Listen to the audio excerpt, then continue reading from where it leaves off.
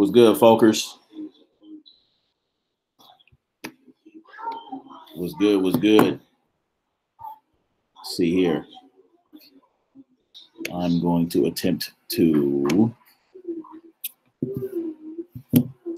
see.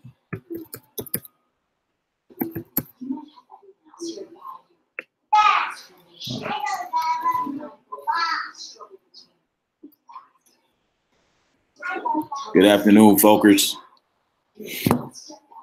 Ready to get this work done. Ready to take notes. Ready to brainstorm. Ready to talk about some real shit. Let's see. Let's see. Whoopsie.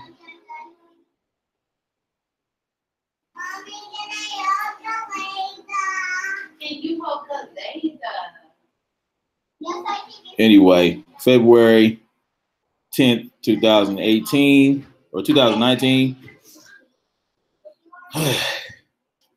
Beautiful day. Nice bit of rain today. You know what I'm saying? And what I can see from the cloud layer looks like it's looking pretty good. Look like they ain't messing with the weather too much today.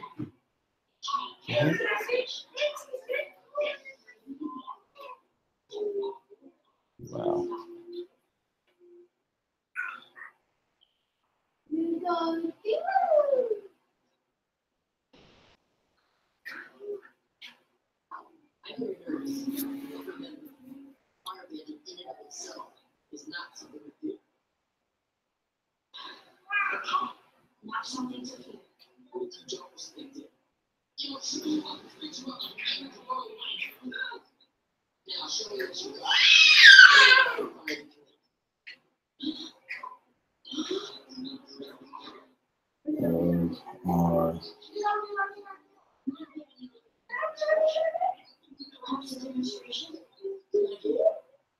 How's everybody doing this Sunday? It's about 5 o'clock. You know what I'm saying?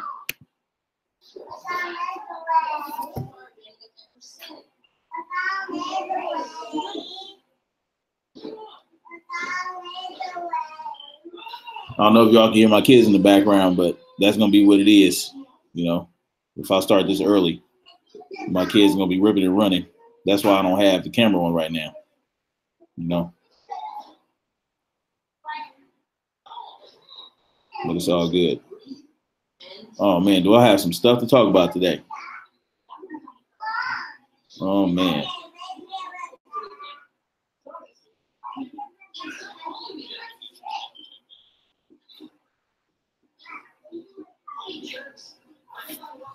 So what's up?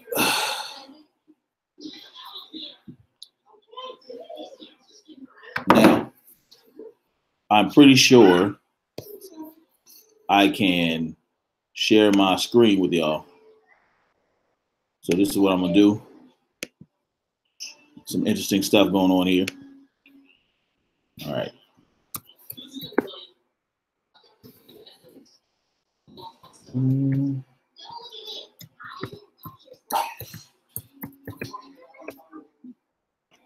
You know, there's a couple interesting things, man, that we got going on that we have to address.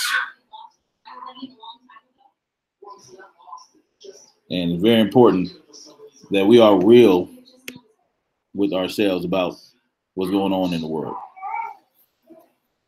Can't sugarcoat shit. We can't hide from it. It's real. And it's about time we just accepted what was and what is. All right.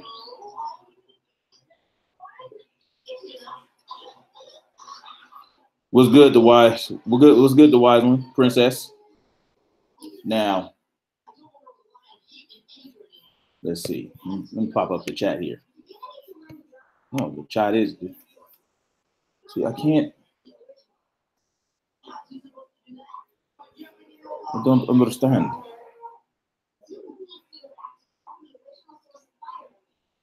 What's good, Stacy? You know, getting on this hangout like I said I was a little earlier this time. you know. Um,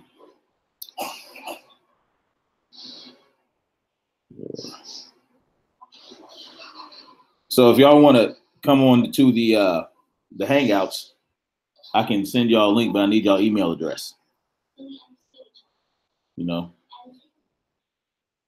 so I can send you a link. I don't know if you guys heard. There's one thing I want to talk about today, but in Atlanta, a charter school teacher is suspended after students perform in blackface. Okay, in Atlanta, all right, it's supposed to be the Black Mecca. We have a school where the teacher thinks it's okay to have her students perform in blackface. This is just wild. Okay, and let's talk about it. Let's talk about this. So I'm going to read from the article here. Now I'm going to invoke the fair use thingy. Yeah, I'm going to call on the Fair Use Act to do this.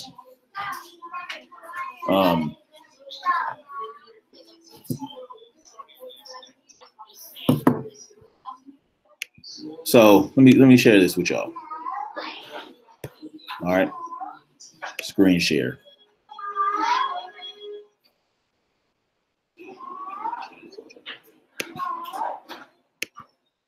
Let's see. Chrome wants to share content. All right. Whoa, what in the heck is going on here? All right. I don't know.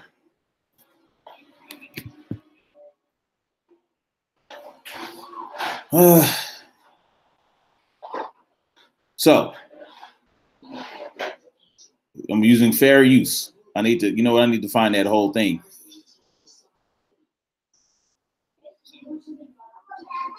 So a Kendenzi schools teacher deemed responsible for a second grade Black History Month performance in which the students held blackface masks has been suspended without pay for a month. Rachel Clay, a teacher at the Old Fourth Ward Charter School, who did not immediately respond to a request for comment, will serve the suspension from April 12th to May 4th. The school's principal, Gilbert Pascal, sounds like he's maybe Haitian, and 8 other teachers will receive letters of reprimand, according to the documents obtained Friday by the Atlanta Journal-Constitution. Discipline follows. March 29 program included students reciting Paul Laurence Dunbar's poem, "We Wear the Mask," while holding up controversial masks, which mimicked the look of makeup worn by the white minstrel show performers beginning around the 1830s. So my question would be, see, now I've seen pictures of the students. A lot of those students were Black. And now I'm wondering if this teacher that thought it was a good idea to have the kids perform this way, I wonder if she's Black. I wonder, because this is kind of nuts. But if she's white, that's a huge problem, right? We all agree that blackface is not very flattering to the Black community, because what you do, you're not just in blackface. When you perform in minstrel shows, and they wore blackface, they didn't give us a very flattering depiction of ourselves. You know what I'm saying? It was kind of, we always played idiots. When white folks dressed in minstrel, in blackface and performed, they were like buffoons. So it wasn't very flattering. Hold on. Mm-hmm. So I just thought I'd give you all that bit of news. This is what's going on in the world, and you know, many European nations actually perform in blackface to this day, like all over the European continent and in Asia. So this is nothing new under the sun. All right, you know, they gave that up here for the most part in the United States, except for you know, in the 1970s, your boy Ronald Reagan,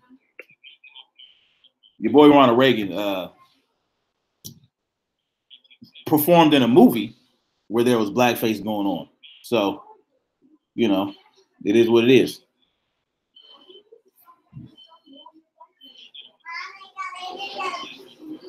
What y'all think about that? Is it okay for people to perform in blackface? Is that okay? What should be done about that? Was that enough of a punishment? So, and here's another thing, man. Another bit of news. Okay, I got another bit of news. Your boy Killer Mike. Now, this I haven't heard this. Let's all see this for the first time. All right. So let's see what Killer Mike has to say about. Because yesterday I was talking about Liam Neeson's racist acts or racist thoughts and racist racist bullshit. But let's see what Killer Mike has to say. Mike, I did not see the video, but I saw that he says that Liam Neeson is not the real problem. Okay. What'd you say, baby? I need somebody to translate. Oh, your slime is under something? Oh no. Huh? Oh yeah. I need my phone, baby. Can you use mommy's phone? I don't understand you, baby. It's lost. Mommy's phone is lost. Tell her to use what they call that thing? Locate my phone. Let's see what's going on here. Wait. All right. Let's see. How do you feel about Liam Neeson? Can you work with a guy like that? Who? I'm black in America. Liam, yeah. I've worked with white people who don't like black people my entire life. Did you hear what's going on with him? I heard about it. So would you have a problem working with him right now? I'd have a problem working with anyone who saw me like that today. If that was a mistake that he fucked up, he said he's fucked up, that's fine, but I don't plan on working with him. Is an apology good enough? I mean, I don't know. I don't know him. It doesn't bother me because I don't know him. I don't care. He doesn't affect my life on a daily basis.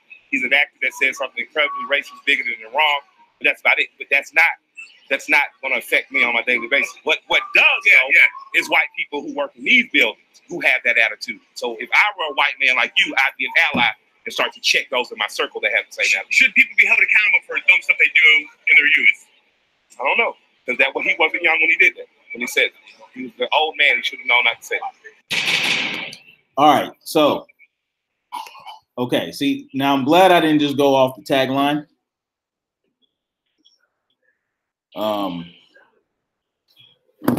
Because, you know, when you just read something, when he said that Liam Neeson is not the real problem, you know, you can take it out of context. Like him saying that is not the problem.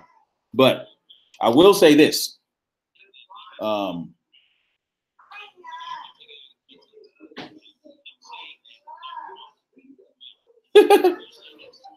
Where's that, Diane, if you don't get your act together? So,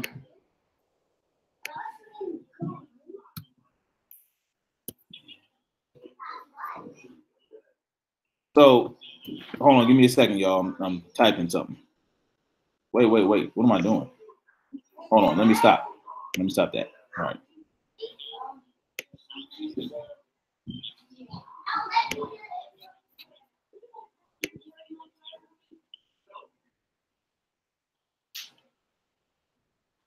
Wait a minute.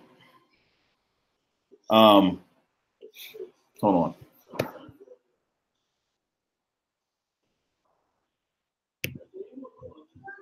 I'm wilding out here in these streets. So this is my first time doing Hangouts and actually doing a live on the computer. So y'all bear with me.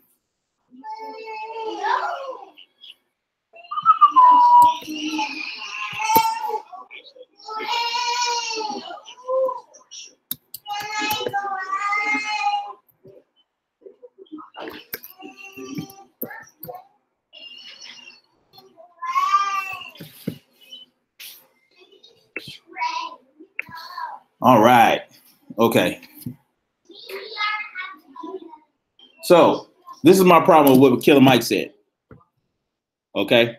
Killer Mike said that the real problem is not with Liam Neeson and those thoughts. He said the real problem are the people in those buildings. Well, let me ask you something. Do you believe that Liam Neeson interacts with those people in those buildings? Do you not think that he's actually one of the people that would be in that building? So, you know, it's kind of minimalizing this thought process that some of these people might have. Okay, he's an actor. Okay, he did acknowledge though that it was racist and bigoted, but to say that he's not the real problem, I think you're a little short-sighted in that regard, because he is the real problem. Okay, he represents a real problem. Okay, he's just a microcosm that's a part of the real problem. So it's not like, you know, oh, he's a separate, you know, he's part of that cabal. He's part of the elite system. You know what I'm saying? A lot of which is racist. I mean, let's be real about that. You know, again, there are white folks that aren't racist. Okay, there might be some white folks that are down for the cause, but you know, in all honesty, it's going to be very difficult to gain the trust of a lot of people, you know, a lot of people of color, because every time we turn around, you know, when all these groups, when they allow white folks to come into their fold, you know, they begin to start trying to, they changing stuff around. They're manipulating things. They're trying to include their vision of what should happen, instead of just participating in what's already established and be a part of what is already established. They want to, I don't know, they want to see different things happen. And that's when shit gets convoluted. Okay. That's when infiltration starts.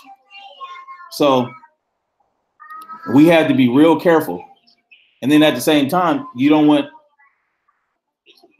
the too silent people. You don't want the people that are a little too silent about how they feel about things, because then that could be a problem too. You know, that's when they get to plotting and scheming. You know, you never know, man. And see, and here's another thing. We have people of color that infiltrate, and they also destroy a movement. So did it work? Yes. Okay, let me hold on. Ain't you on YouTube Live? Yes. Am I on there too? Yep. What? Yes. Should I hang up then and go back to the chat? It's up to you.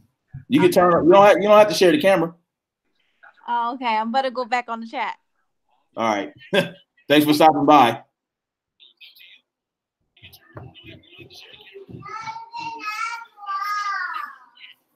That was funny.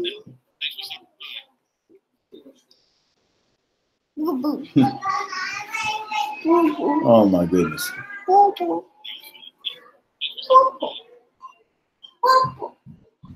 That's funny.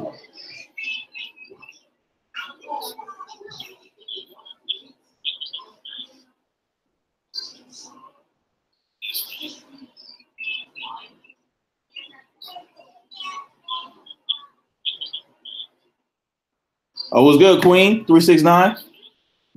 What's good? I'm just talking about a little bit of something.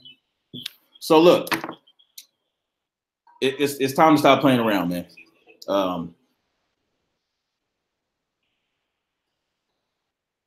So hold on.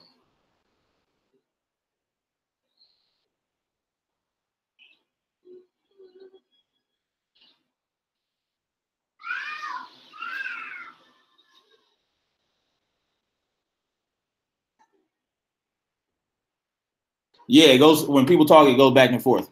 But you can also turn off the camera, the wise one. You can disable the camera, you can disable the mic,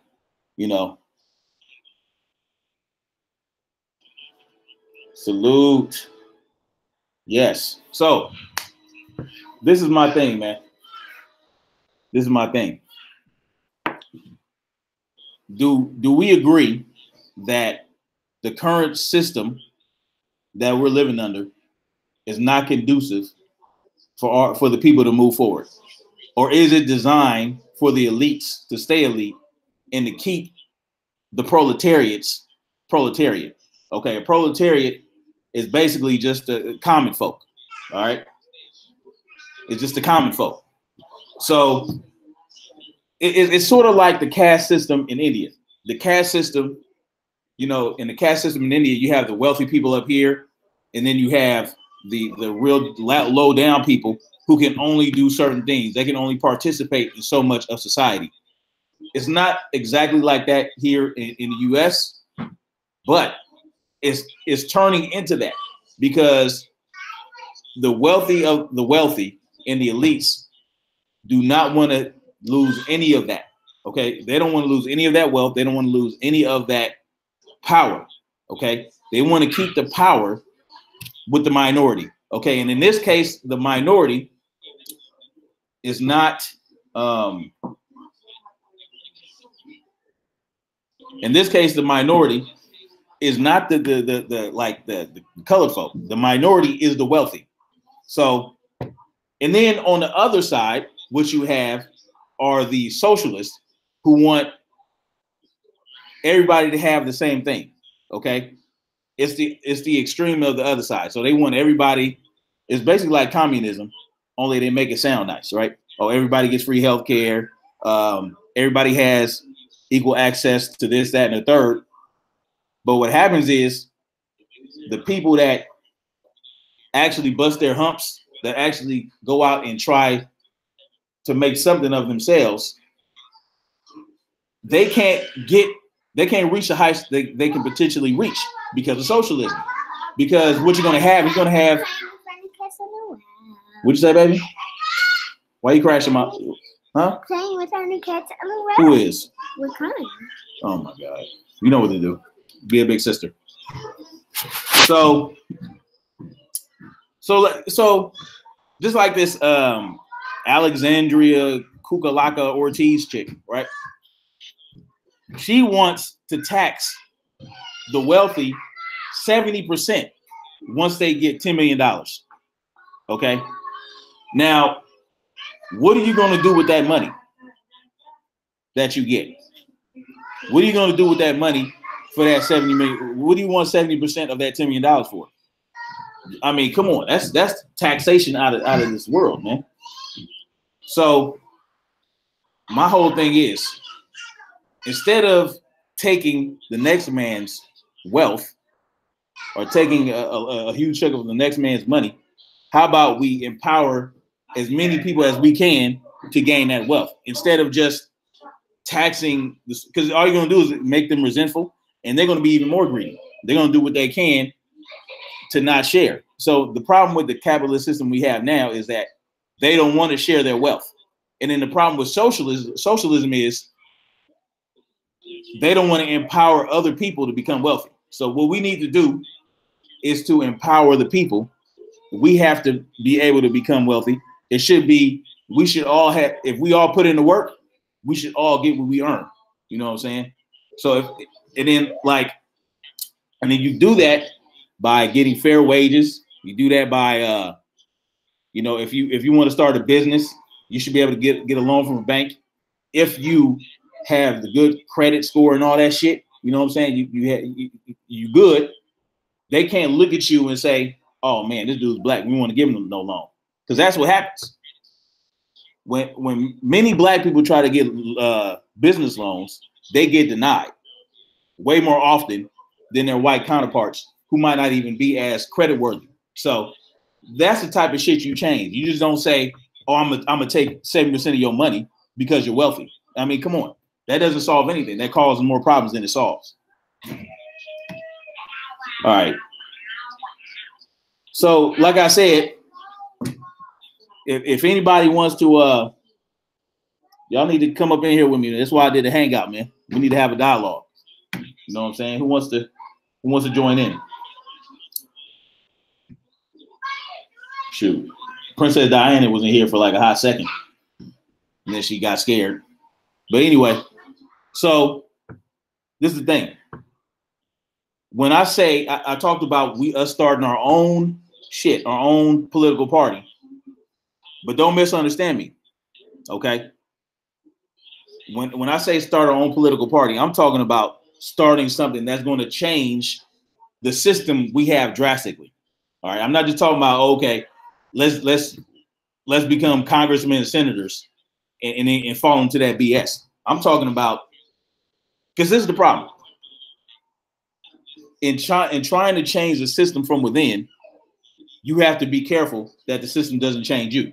So when you try to infiltrate the system that's already been established, this system has a good great foothold already in this country. So, consider ringleader in the house was good. Oh, it's okay. We'll get it next time. We'll get it next time. Y'all come join me next time. Yeah. So this system it's been established for hundreds of years. All right. Some maybe even 1,000 or so years. But what we have to do is help the people realize that we have to come together and bring about change. But the hardest part about that is the fact that there's so many different damn egos. Everybody wants to be a leader. Everybody wants to be the chief. There's too many chiefs and not enough Indians running around. And that's the problem. This is the problem I had with the so-called conscious community, right? The problem I had with the conscious community, that I fell in love with the conscious community back in 2004, 2005, because I just got out the Army and I was having issues with what I witnessed and experienced in the Army and what I was discovering before I got out. So I was on some different shit. Oh, pardon my language. Different stuff. So then I went to this spoken word spot, and there were all these spoken word artists. There was a group of them. They were called the Nappy Tongue, and they spat the most beautiful words. It was the most beautiful thing. Okay, but once I got into it, I started to see things. I started to see egos play out. Okay, there was one dude that you would say was the leader of the Nappy Tongues, and then there was a young lady who is she's like an African feminist. Okay, like she's a feminist, but a hardcore pro-black African chick. It's crazy, right? So the egos of those two people started to get in the way, and then there were other groups where so we have 800. We got 800 black groups. Okay, we got the new Black Panther Party. We got the Huey P. Newton Gun Club, which is one I would join. I would join that club. And we got the NOI. We got the Black Spades. We got the Blue Clubs and the Black Baracas or whatever. We got all these groups. Okay, we got all these groups that are supposedly out to empower the people and get the people free, right? But the problem is there are way too many divided groups that can't come together under one accord to make things happen, okay? Because the NOI wants you to be a Muslim. They're not real Muslims, by the way. They are made up. I don't even know why they have to call themselves Islam. Anyway, you got the NOI who wants you to be NOI to Fox with you. You got the new Black Panther Party. You got in LA you had the Black Riders. They was on some different weird crazy shit. Then it's just, and when these people get together in like a forum or something, they're too busy arguing about how we get things cracking. Yeah, Nappy Tongues was funny. Concealed. Ooh wait. That's what I'm talking about, concealed ringleader. Oh my goodness, a woman after my own heart. Mm-hmm. So, yeah. So the problem is, and you know what? And this is in LA, and then I started seeing in New York and places like that. You got the Black Israelites, you got the 5%ers. I don't know if that's the same thing. You got the House of Consciousness. You got all these other people, and what happens when they get together? You got the Setis, you got the Umars, you got the Poe Light and the Loafers. You got all these groups, and you got all these people. What do they do when they get together under one roof? They debate all this other shit. Like, what are we debating about?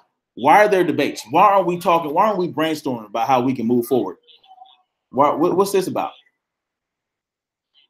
I mean, so this is the problem in the Black community.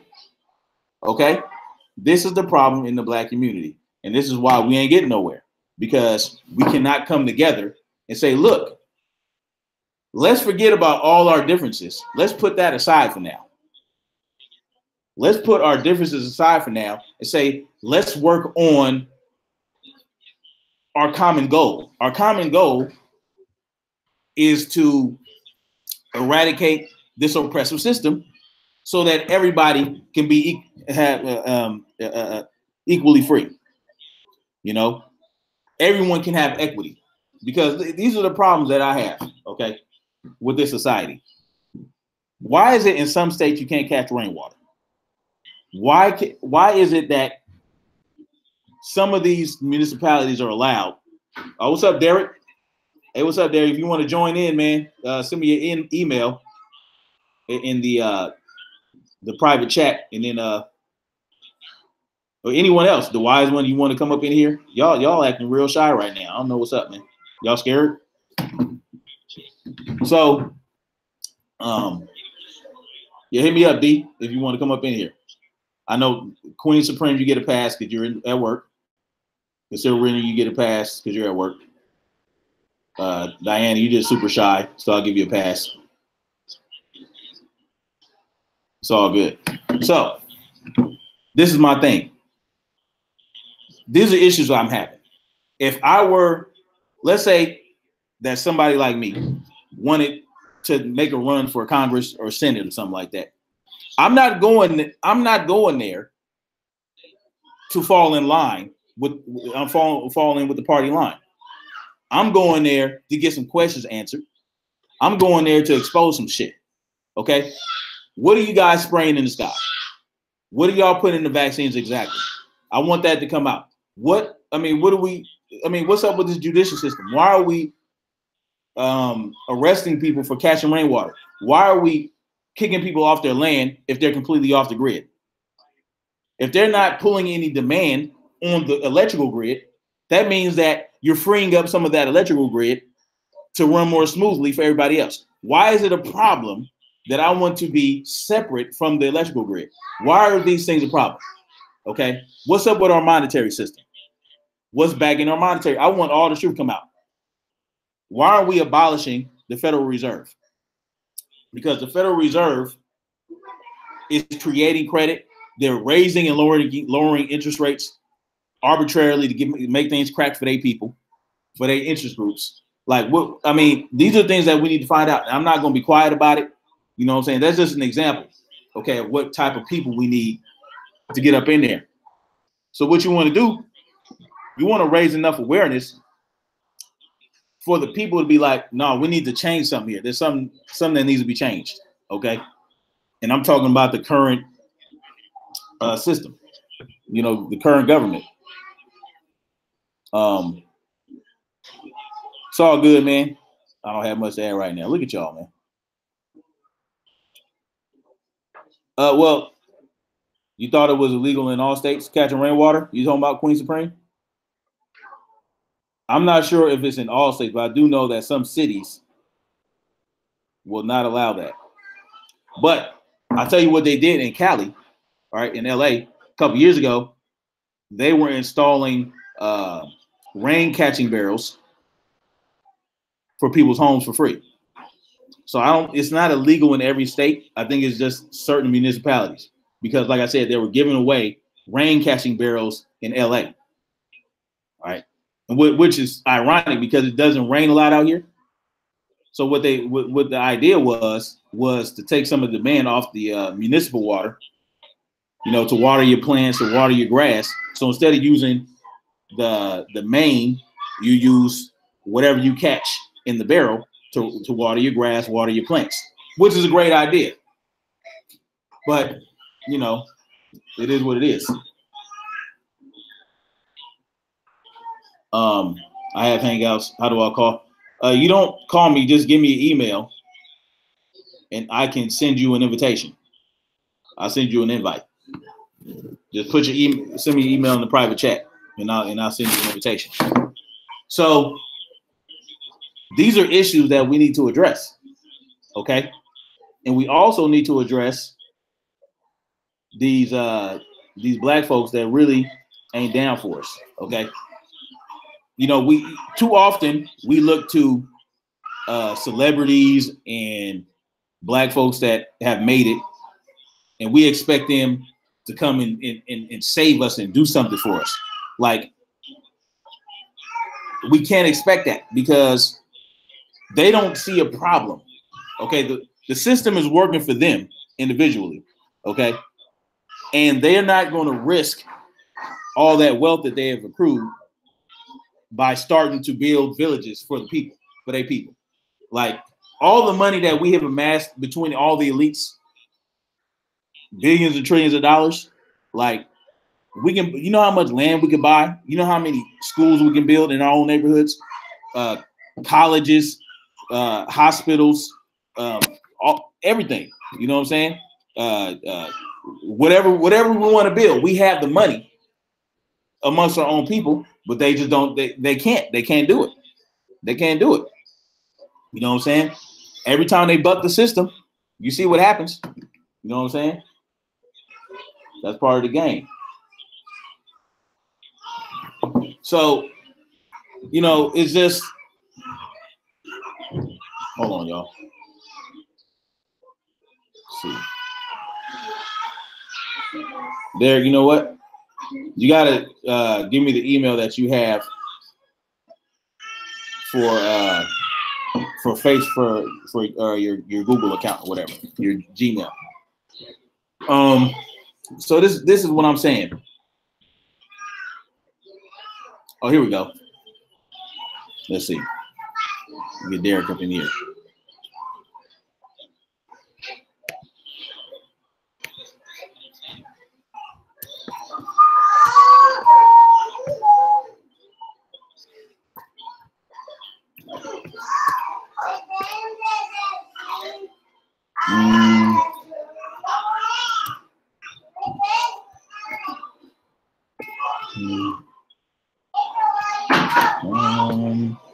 There we go.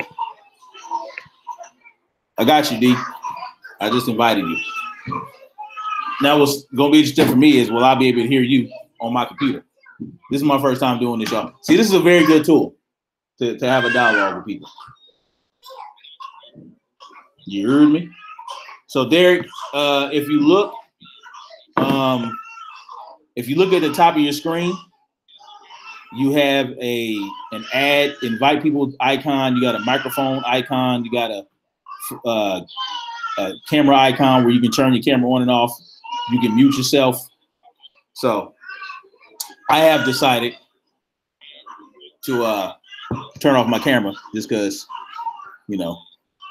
we're having a leisure day and I got my kids running around and all that stuff. But I mean, so it's just crazy. We cannot. I mean, so this is what I'm saying. look, listen to me. What we really have to be careful with is following people who get so much acclaim on TV for spitting against the government. You talk so much crap about the system, but you go to all the talk shows. You go to the Chew, you go to the Bus or whatever. You go to all these talk shows. Derek, what's up, man? Yeah, I can't hear you on my computer. I'm gonna have to put my headphones on.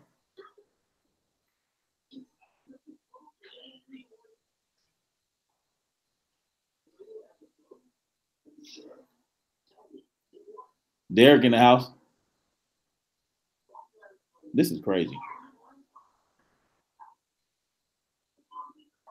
Can you hear me?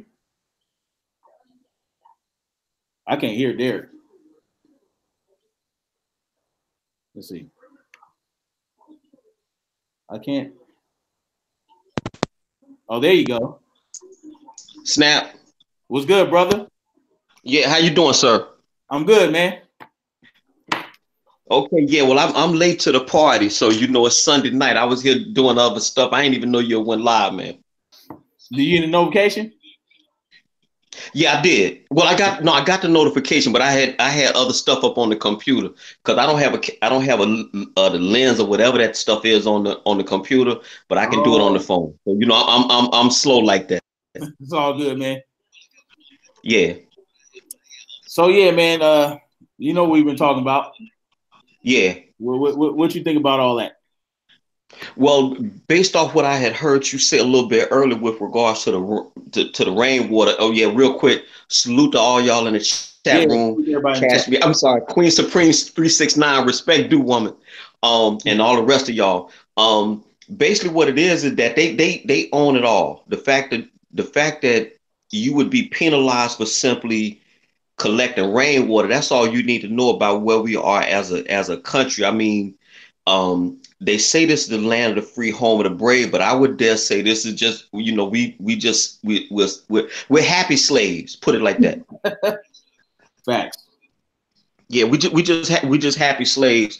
And you have to forgive me because I got my picture up. I just finished eating, so I'm not looking my best right now. So you have to forget that. There ain't nobody worried about that, bro. We good. Salute. Yeah. We good. All man. right. So yeah, but I mean, I'm here, I'm here for the conversation. I'm glad you finally got, you held your word, and I'm glad you was able to make the hangouts happen. And I'm right here. Anything I can do to help contribute to the conversation, I'm all for it. All right, cool. So let me ask you. Yes. What do you think we can do in this current political climate to get things going for ourselves? What do you think we can do as a people to get that foot off our neck a little bit, so we can have some room to get shit done? You know what I'm saying? What do you think we got to do? Okay, well, the first thing is going to be a real long road to hoe for this reason. Mm-hmm. As long as the African hates himself, we can't get nothing done. Ooh. You have to have cohesion insofar as your race or whatever you call that.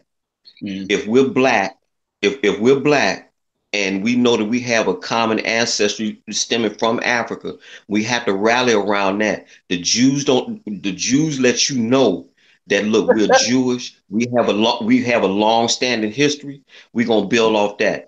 The Asian, I know for a fact because a lady at work just told me the other day that the Chinese just celebrated their New Year. I don't know. See, your guess is as good as mine. I'll let you judge. I don't know if the African has a New Year, but if we do, the blacks in America don't know about it because we don't have a cohesive culture. Mm-hmm. And we pretty much gravitate toward the ghetto type of thing, but that's not going to get us where we want to go. So first and foremost, you're going to have to get some type of cohesion with regards to what exactly is black, and are we going to be, and I hate to say it, but how are we going to stay on code with regards to the cohesion of the culture? Because if you don't got no culture, you don't have communities. You ain't got no communities, you ain't got no families, and on down the line. So it's really hard to go up against racism and white supremacy if you don't have these things in place. You can have all the money you want because here you go. Say for instance, like Dave Chappelle did that skit, and the government was nice enough, even though they 22 trillion in debt, say they was nice enough to give us reparations. You too dumb to keep the money. You're gonna give it right back. So I don't know.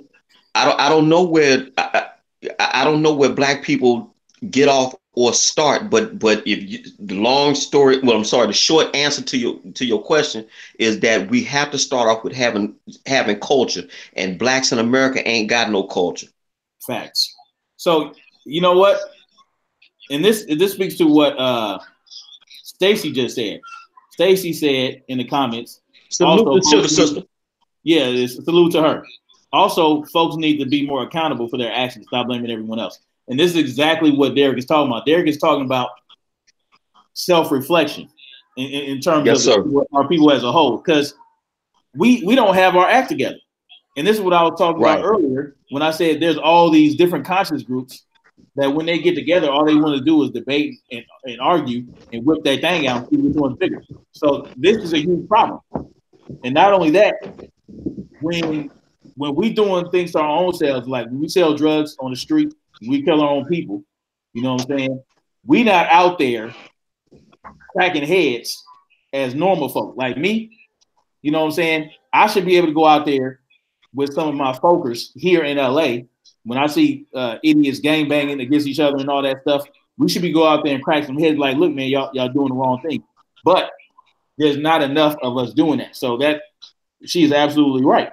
We have to work on our own stuff in-house first. You absolutely right.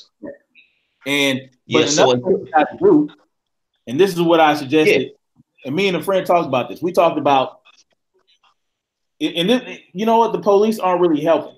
The police in these neighborhoods where we have these problems, they're not really helping the situation. So what I had suggested to a friend one time before I even started doing YouTube was that maybe we should start a private police force in a certain area. You know, the citizens of a certain area can get a petition together, and then they can fund their own private police department if they're not satisfied with, you know, the government police department. And they wouldn't have no jurisdiction. But what we would have to do, we can't just let these cats run around selling drugs and gangbanging and pimping women. We would actually have to get some shit cracking. We can't just kick them racist white police out, and then we're just gonna let shit go to hell. No, we gotta. This is just an example. Yes. Well, this the thing. Well, this the thing. As I see it, it's sounding like you saying you want you suggesting that we have something along of a new Black Panther Party. But the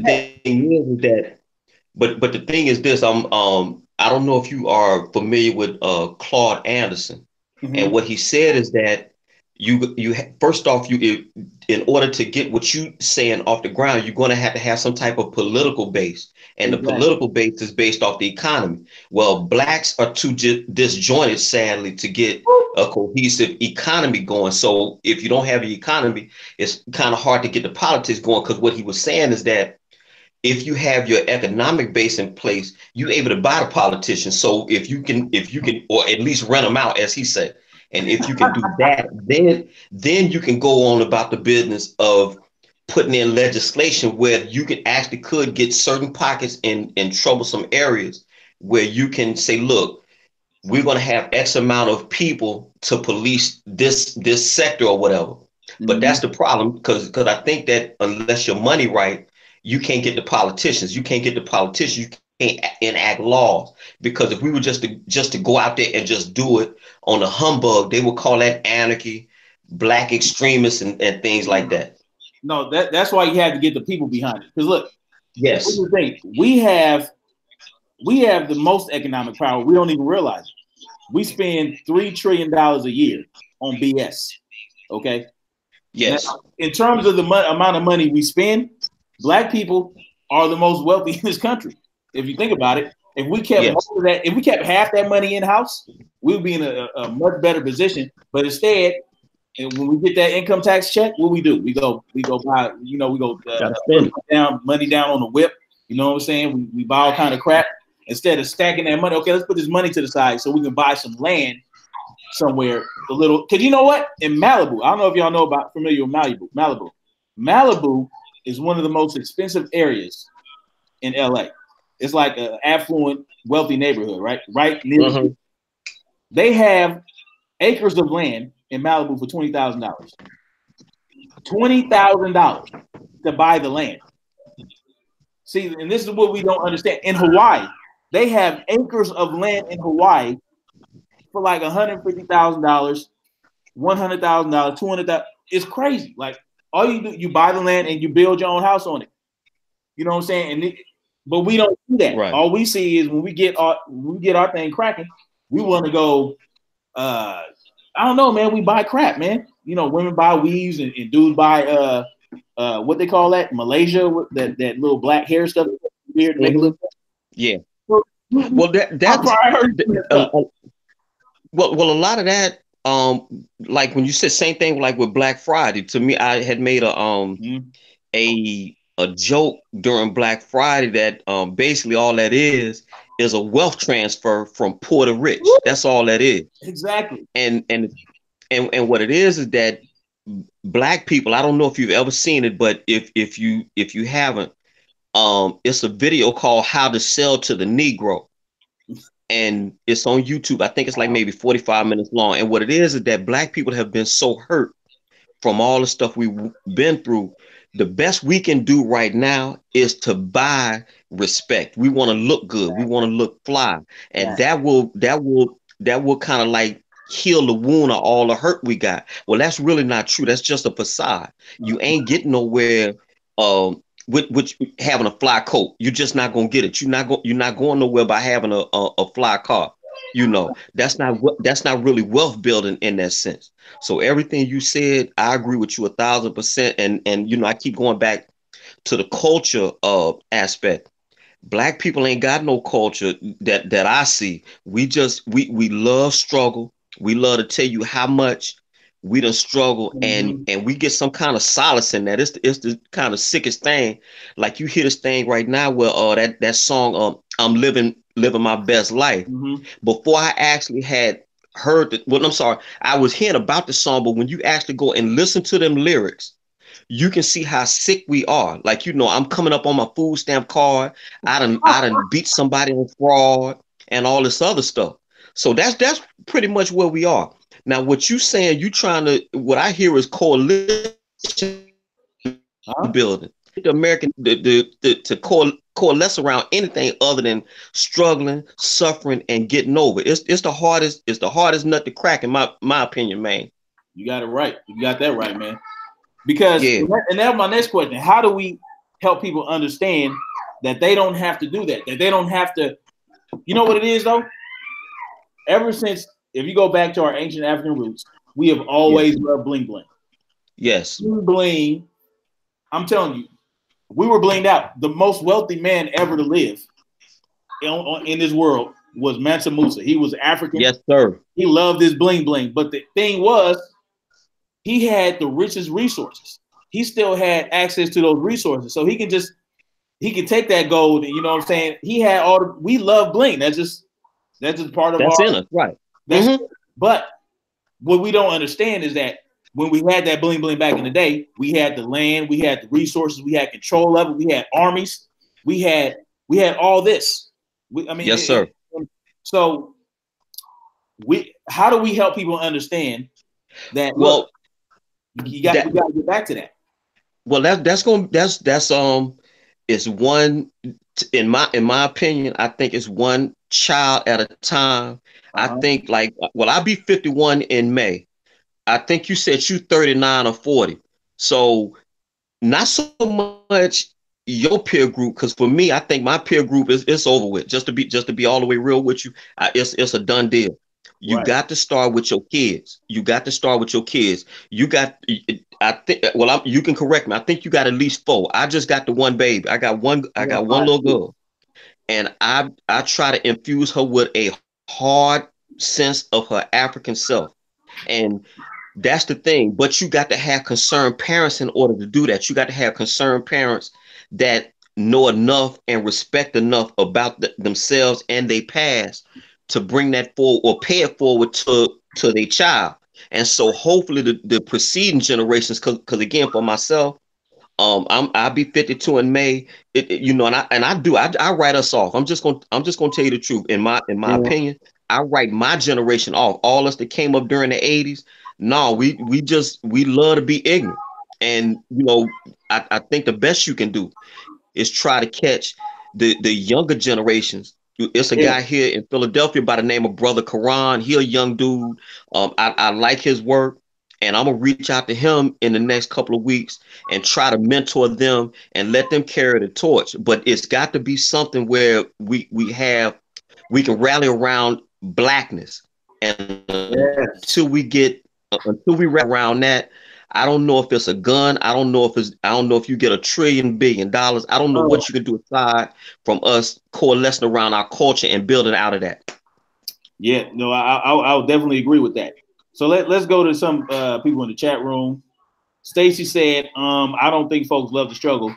It could be folks are not used to progressing. Also, it's a generational curse in some cases. I mean that's true. But see, we don't know. We can't differentiate struggle from what is supposed to be normal. But see, we think struggling is a normal thing for most black folks. We're not. Bingo. There you go. That's it. We're not used to progressing. We you know what I'm saying? We've been held for so long. We had slavery. We had Jim Crow. We had the Civil Rights Movement, which was us progressing. But then that got stopped by COINTELPRO. Then we had the war on drugs thanks to Nixon. Then we had the crack era thanks to Reagan. These things have always, every time we do progress, a la Black Wall Street in the 20s, a la Philadelphia, the move organization. All these things, every time we do come up and progress, you can tell when they're not part of that, when they start bombing our shit. You can tell when we're progressing, they will try to bomb us. They will try to invade and do whatever they got to do, because at that point they're like, okay, we can't allow this. But now it's different. There's so much going on. There's so much exposure. There's so many cameras, and we got the internet. It'll be a lot more difficult for them to do something like they did with the Black Wall Street and the MOVE organization, because everybody will be watching. They can't make up no stories. But see, but if I could jump in right quick, that's what irks me the most. The fact is that I always tell my daughter, I haven't heard anyone else say this line, but I always tell my daughter, don't be a dumb person with a smartphone. We got too many. We have too much information out here. The Cash Me Out, I keep saying Cash Me Out. The Queen Supreme 369 yesterday did a video about Nature Boy. And I asked the question, how can you get a cult jumping off and you have so much information? And I would ask you this here. How can black people still be as ignorant as they are, knowing that the white man coming at us, knowing that the media is what it is? You would think that you would take the information and try to turn it around on your oppressor. And I would submit that we take the ignorance and put it on steroids. I don't know why we do that. I don't know if it's a conspiracy behind that. All I know is that that's what I see. Real quick, I'm gonna tell you why. Because we have too many Oprah Winfrey's, we have too many Farrakhan's, we got too many of those type of people. We have too many Whoopi Goldbergs talking about you ain't oppressed. This ain't racism. Don't exist no more. Oh, look at me. I'm wealthy. You can do it too. Pull yourself up by your bootstraps. But I'm gonna tell you one thing. A black billionaire said. He's not famous. Okay, he got his through hard work and dedication. I don't know, but listen, he said, I am a billionaire. And when I hear people say, pull yourself up by your bootstrap, I ask, do they have boots? Yeah, good point. You understand what I'm saying? No one ever asked, do you have boots on? You can't say, pull yourself up by your bootstraps if you don't know if they got boots on or not. You understand? Right. But we got too many of these black elites out here that want to make it seem like this is so easily attainable, and not even just elites. You have all kind of people. I've seen YouTubers talk this stuff, and they probably only got a couple $100,000 in their account. You know what I'm saying? And Right. Of course, and like people like Candace Owens, people like Truther Talk. I don't know if you. Truther Talk is a YouTube chick, and she's lost. And then we got the amazing people like that put this narrative like, oh, it's so easy to climb the ladder. You know what I'm saying? Well, Right. It would appear that way if they allow some people to climb the ladder, right? They're not going to. You think they're going to let an entire community do that without a fight? No, man. This was the problem. The one thing I saw that the Black Wall Street had a problem with, they had no security. Yep, they sure didn't. They had no security. They were so happy. They was walking around. There was no crime. Everybody was loving it. And then you had these white neighbors. They were mad. You know what I'm saying? And look, if you're in my audience and you're white, you know, you gotta excuse me, but you know this is real shit. The white neighbors, they did not like that. It was easy for them to run up in there and kill 100 so many people and then drop bombs because they had no security. They had, you know what else they didn't have? Allies. That's another component to building a community. You have to have allies that can step in for you, to advocate for you when they see the oppressor trying to do something. You know what I mean?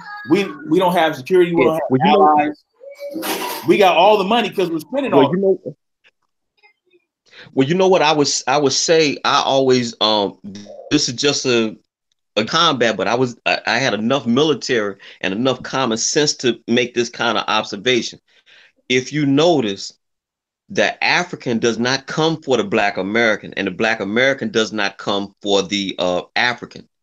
When you say Black allies, you have to what they call coalition build. We ain't the Black man and Black woman have no coalitions at all. So you all by you on your lonely. So if we had international help, that would go a long way in getting us moving the ball forward. But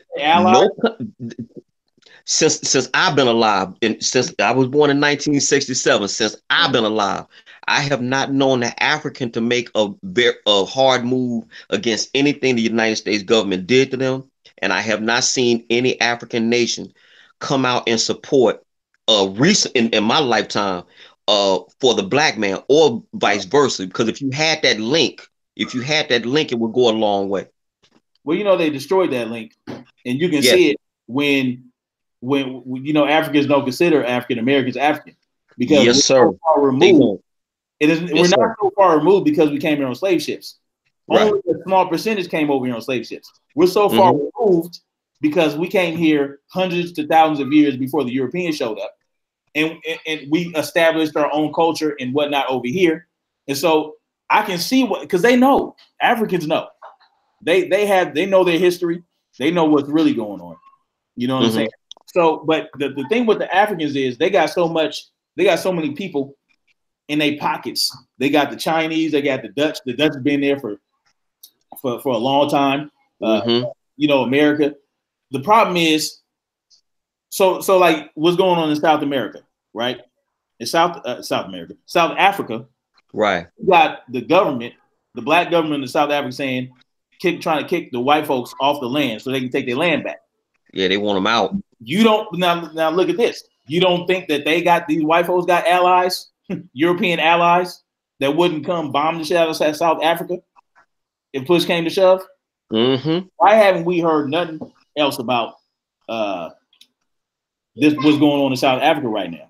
And look what happened. Yeah, the Nigerians were trying to seek refuge in South Africa, and you had South African Black people beating the shit out and killing and murdering Nigerians. You know what I'm saying? They can't even. I mean, it's wild, man. Like the divide and conquer was thorough, methodical, well thought out. I'm talking about these early Europeans that first encountered Africans. I don't know if you read the Destruction of Black Civilization. I got it up here, Chancellor Williams. Yes, sir. I have it. The early Europeans were so much. They were visionaries, my G. Yes. They saw what's going on right now coming thousands of years ago when they encountered Africans, because the Africans were so willing to teach and so willing to share. We were like, oh, okay, hey, come on here. We're gonna show you how to bathe. We're gonna do this. We're gonna do that. We're gonna show you math, arithmetic. We're gonna show you astrology. I mean, in the whole time that Green Monster was building, it's crazy. It's crazy, and it's hard to reverse that thousands of years of that type of methodical work, man. Yeah, well, that's the thing. I don't know if it was Irene Yvette did a presentation a couple of weeks ago, and I have put in her chat in her comments that that's the African's gift and his curse, the fact that he is so forgiving.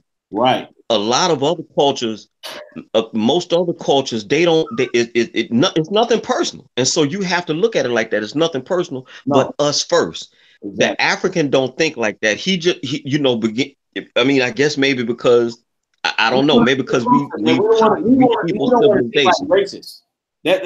We so worried about not looking like racist. We want to prune ourselves. Yeah, we want to bring everybody in. Yeah, but that I think. I ain't got no problem with bringing real down people in there, but I'm not just going to. What did Muhammad Ali say? Well, first, let me get to this comment real quick. I don't want to neglect our people. Queen said they want us to believe Africa is run down, but it's not. Right. They come in here as refugees and send them money. Boom. See, Queen knows what about. She right. I can't wait till she can get on here, man. And then she right. Yo, salute to her. That's a smart motherfucker for real. Yeah, and I love how everybody in my chat got some sense. Like everybody, I'm glad I ain't got no haters yet. But anyway, I know it's confusing. Queen said again, I know it's confusing. Now I may change the name. Oh yeah. Oh, she's talking about her name change. So listen, and she's absolutely right, man. And what you're saying is true. And the problem is that, like I said, we're so worried about being inclusive so that we don't appear racist that we're screwing ourselves. So we are always caping for these elite white folks. We never. When did we ever cape for a poor white man? I don't know. That's a good. Yeah. Think about that. The wise one. Yeah. And anybody ever? I don't know before the wise one. I'm not even gonna say that, but I know you're a blue collar guy like me. I'm in construction. You're in construction. Has anyone ever caped for you? Never. In a conversation. Not that I think someone would need to, because I've never seen the wise one say anything. Never. Look, man, you on your own. You're a black man. Look, you said we blue collar, and that's true. When you step out here in the workforce, you on your own. Yeah. Your best out is to, well, they stay here in Philadelphia. I'm just trying to stay out the way. Well, no, when you're a black man, it's impossible for you to stay out the way. But yes, nobody coming to your defense at all. You shine in the light. Black folks shine in the light, and when they smile, they shine in darkness. When they smile, they shine in darkness. So I mean, we can't hide. We can't hide. So it's like, what we have to do now is show our presence. This is number one. This is number one. I always say we cannot operate in fear. When we operate in fear, we are too apprehensive. We can't get things done. We cannot operate in fear.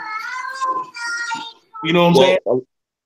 Well, a lot of that has to do with you not knowing yourself. And I go back to what I said a while ago about how I teach Damaris. Okay. I try to give her as much of Africa and Mississippi as I can put in her. You have to have a strong sense of self. If you don't have a strong sense of self, you are prone to be more apprehensive. You got immediate doubt. Yeah, no fact. No, I'm not saying, when I say don't operate in fear, I don't mean don't be afraid. I'm saying don't let that fear rule you. So now, yes, right, precise, yeah, yep. What Queen said again. She said, "I live in Minnesota. It's overrun with Somalis. No disrespect, but I'm gonna explain to you why that was going on in Minnesota with the Somalis." Queen. Yeah, they own that. I heard they are using them for voting power. Yes. When they allow refugees and immigrants to come in and flood a place, you know who did that first? Tweed. out of Tweed. Mm-hmm. You know, out of I think he was in New York. He had all the immigrants from everywhere come to New York, and he used them. Okay, I'm gonna give you shelter. I'm gonna give you a job. I'm gonna give you some resources, but you got to vote for me in the next election. It's a game they play. You know what I'm saying? Yeah. I mean, that's just real shit. They using them as a wedge last year. Right before I don't know if the NFC Championship game was in Minnesota, but it's US Bank Field. They did a day of sacrifice just for the Muslims in that stadium. You're not gonna get no black. I don't know the biggest venue aside from that in Minneapolis, but they took over US Bank Field last year. The Muslim did, and I all heard that the Somalis got a heavy presence in Minnesota. Oh, yeah. They own Mall of America. Maybe the Queen can tell us about that, but that's what I read about. I didn't know they was rocking like that in Minnesota. Yes, sir. They own Minneapolis. Well, you know, it's like that. Wow. Yeah, maybe Cash Me Out. I keep saying Cash. Maybe Queen Supreme 369 can tell you about that, but at least that's what I read. I'm not in Minnesota, but I heard about it. They did a day of sacrifice. They was in there killing lambs and all that type of stuff in US Bank Field. Yes, sir. Where the Minnesota Vikings play at. This was last year. You can look it up for yourself. But the Somalis own. Yes, they own Mall of America. They run Minneapolis. Salute to Queen Supreme 369. Wow. Real rap. Yes, sir. That is nuts. If she put in it, was she from there? She about to tell you. Ask her. Because I can't see the chat because I'd see you, but she might could tell you. You know what you do though? If you want to see the chat, you just get your phone. Well, I'm on the phone now, so. Oh, okay. Fine. Right. Yeah.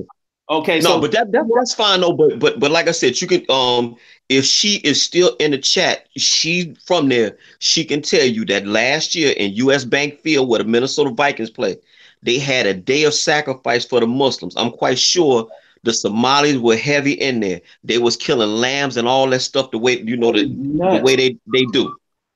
Yes, sir. Wow. But I say that to say this: the black folks couldn't get away with that. Nah, man. Because they presence ain't, because they lobby ain't heavy enough. So I don't know. The ASPCA would be all up in our ass if we tried to pull that. If we tried to kill a bunch. Wait, I'm sorry. Say again. ASPCA. Yeah. They'd be all up in our ass if we tried to do that. You know the animal rights people. Yeah, Peter. Yeah. Peter. Yeah. Oh, we couldn't do that. So she said she is confirming your story. She said the Somalis have their own mall in school. Their own mall? No, not the Mall of America. They got a mall over South Minneapolis. But she's saying that you're telling the truth. She said that's facts. Yeah, they because I heard because I was reading about this story where either a Somali either stabbed up or shot up or was shot up or stabbed, and how the Mall of America basically like the white girls are scared to go in and it's that bad. Go to mom. You breaking up a little bit, Derek. Yeah, I'm sorry. What I was saying is that I had read this story where either a Somali immigrant either stabbed up some people in the Mall of America or somebody stabbed him up. But it was a real big thing a few years back. But I've heard that the Somalis own Minneapolis, so you know. That is crazy. I mean, but that, you know what? I didn't know they had that type of presence out there. But yes, sir, they do. I mean, it's just like you know, in Florida they got Little Haiti. They got you know what I'm saying? They got Chinatown everywhere. They got Koreatown. They got little Tokyos all over the place. They got Little Italy. But no black towns, nowhere. Where's Little Nigga Town? You know what I'm saying? None. What was that? Key and Peele, that town? Wait, say again? Key and Peele, the little comedians. They did a skit. Yeah. What they call it? And there was all kind of happy black people running around. Yeah, I heard about that. The name was escaping me. Yeah. But there are no. I mean, what it is that most black people are concentrated in the major cities, the East Coast, down south. But like you ain't got even with all that concentration, you ain't got no place where you got an all black everything. Just it's the funniest thing. But that's a lot of that is the American government, how they got their foot on our neck, and the other half is just the apathy that black people have with themselves. That's all. Well, to me, it's nothing personal from the government, because they need our money to keep flowing out of our neighborhood and into the system. True. You know what I'm saying? Mm-hmm. It's first is business, and then they know the power we have. So if we decide to concentrate, if we did our own little town like that, you know what I'm saying? Because guess what we do? When we go to Chinatown, we go to Koreatown, we spend money all up and through there. You know what I'm saying?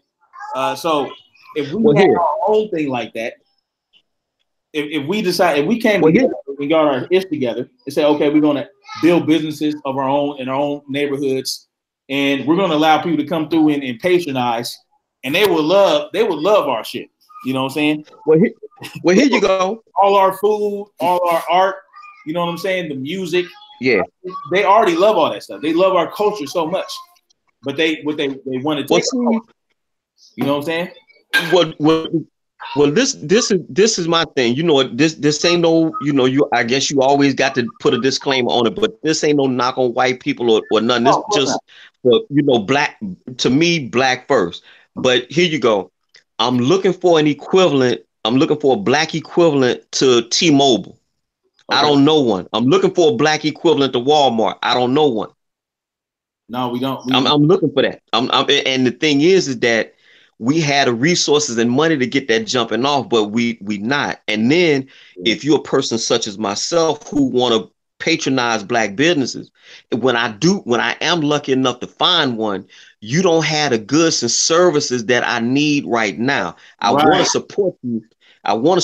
But if I need a mop right now, I got to go to Target in the suburbs. And then the black businesses will jump on you for not supporting them. So they kind of got you coming and going. And what I noticed is that when I'm in people's chat room and I'm saying what I'm saying now, it's better for me to say it to you as opposed to typing it. But people, for some reason, they just get angry over that. But I'm just saying, if we had a black equivalent, I don't know if we had any type of black equivalent to that, I'm all for you. But the fact is that you have to provide goods and services to people when they need them. You can't blame them for running to the suburbs if you ain't got it.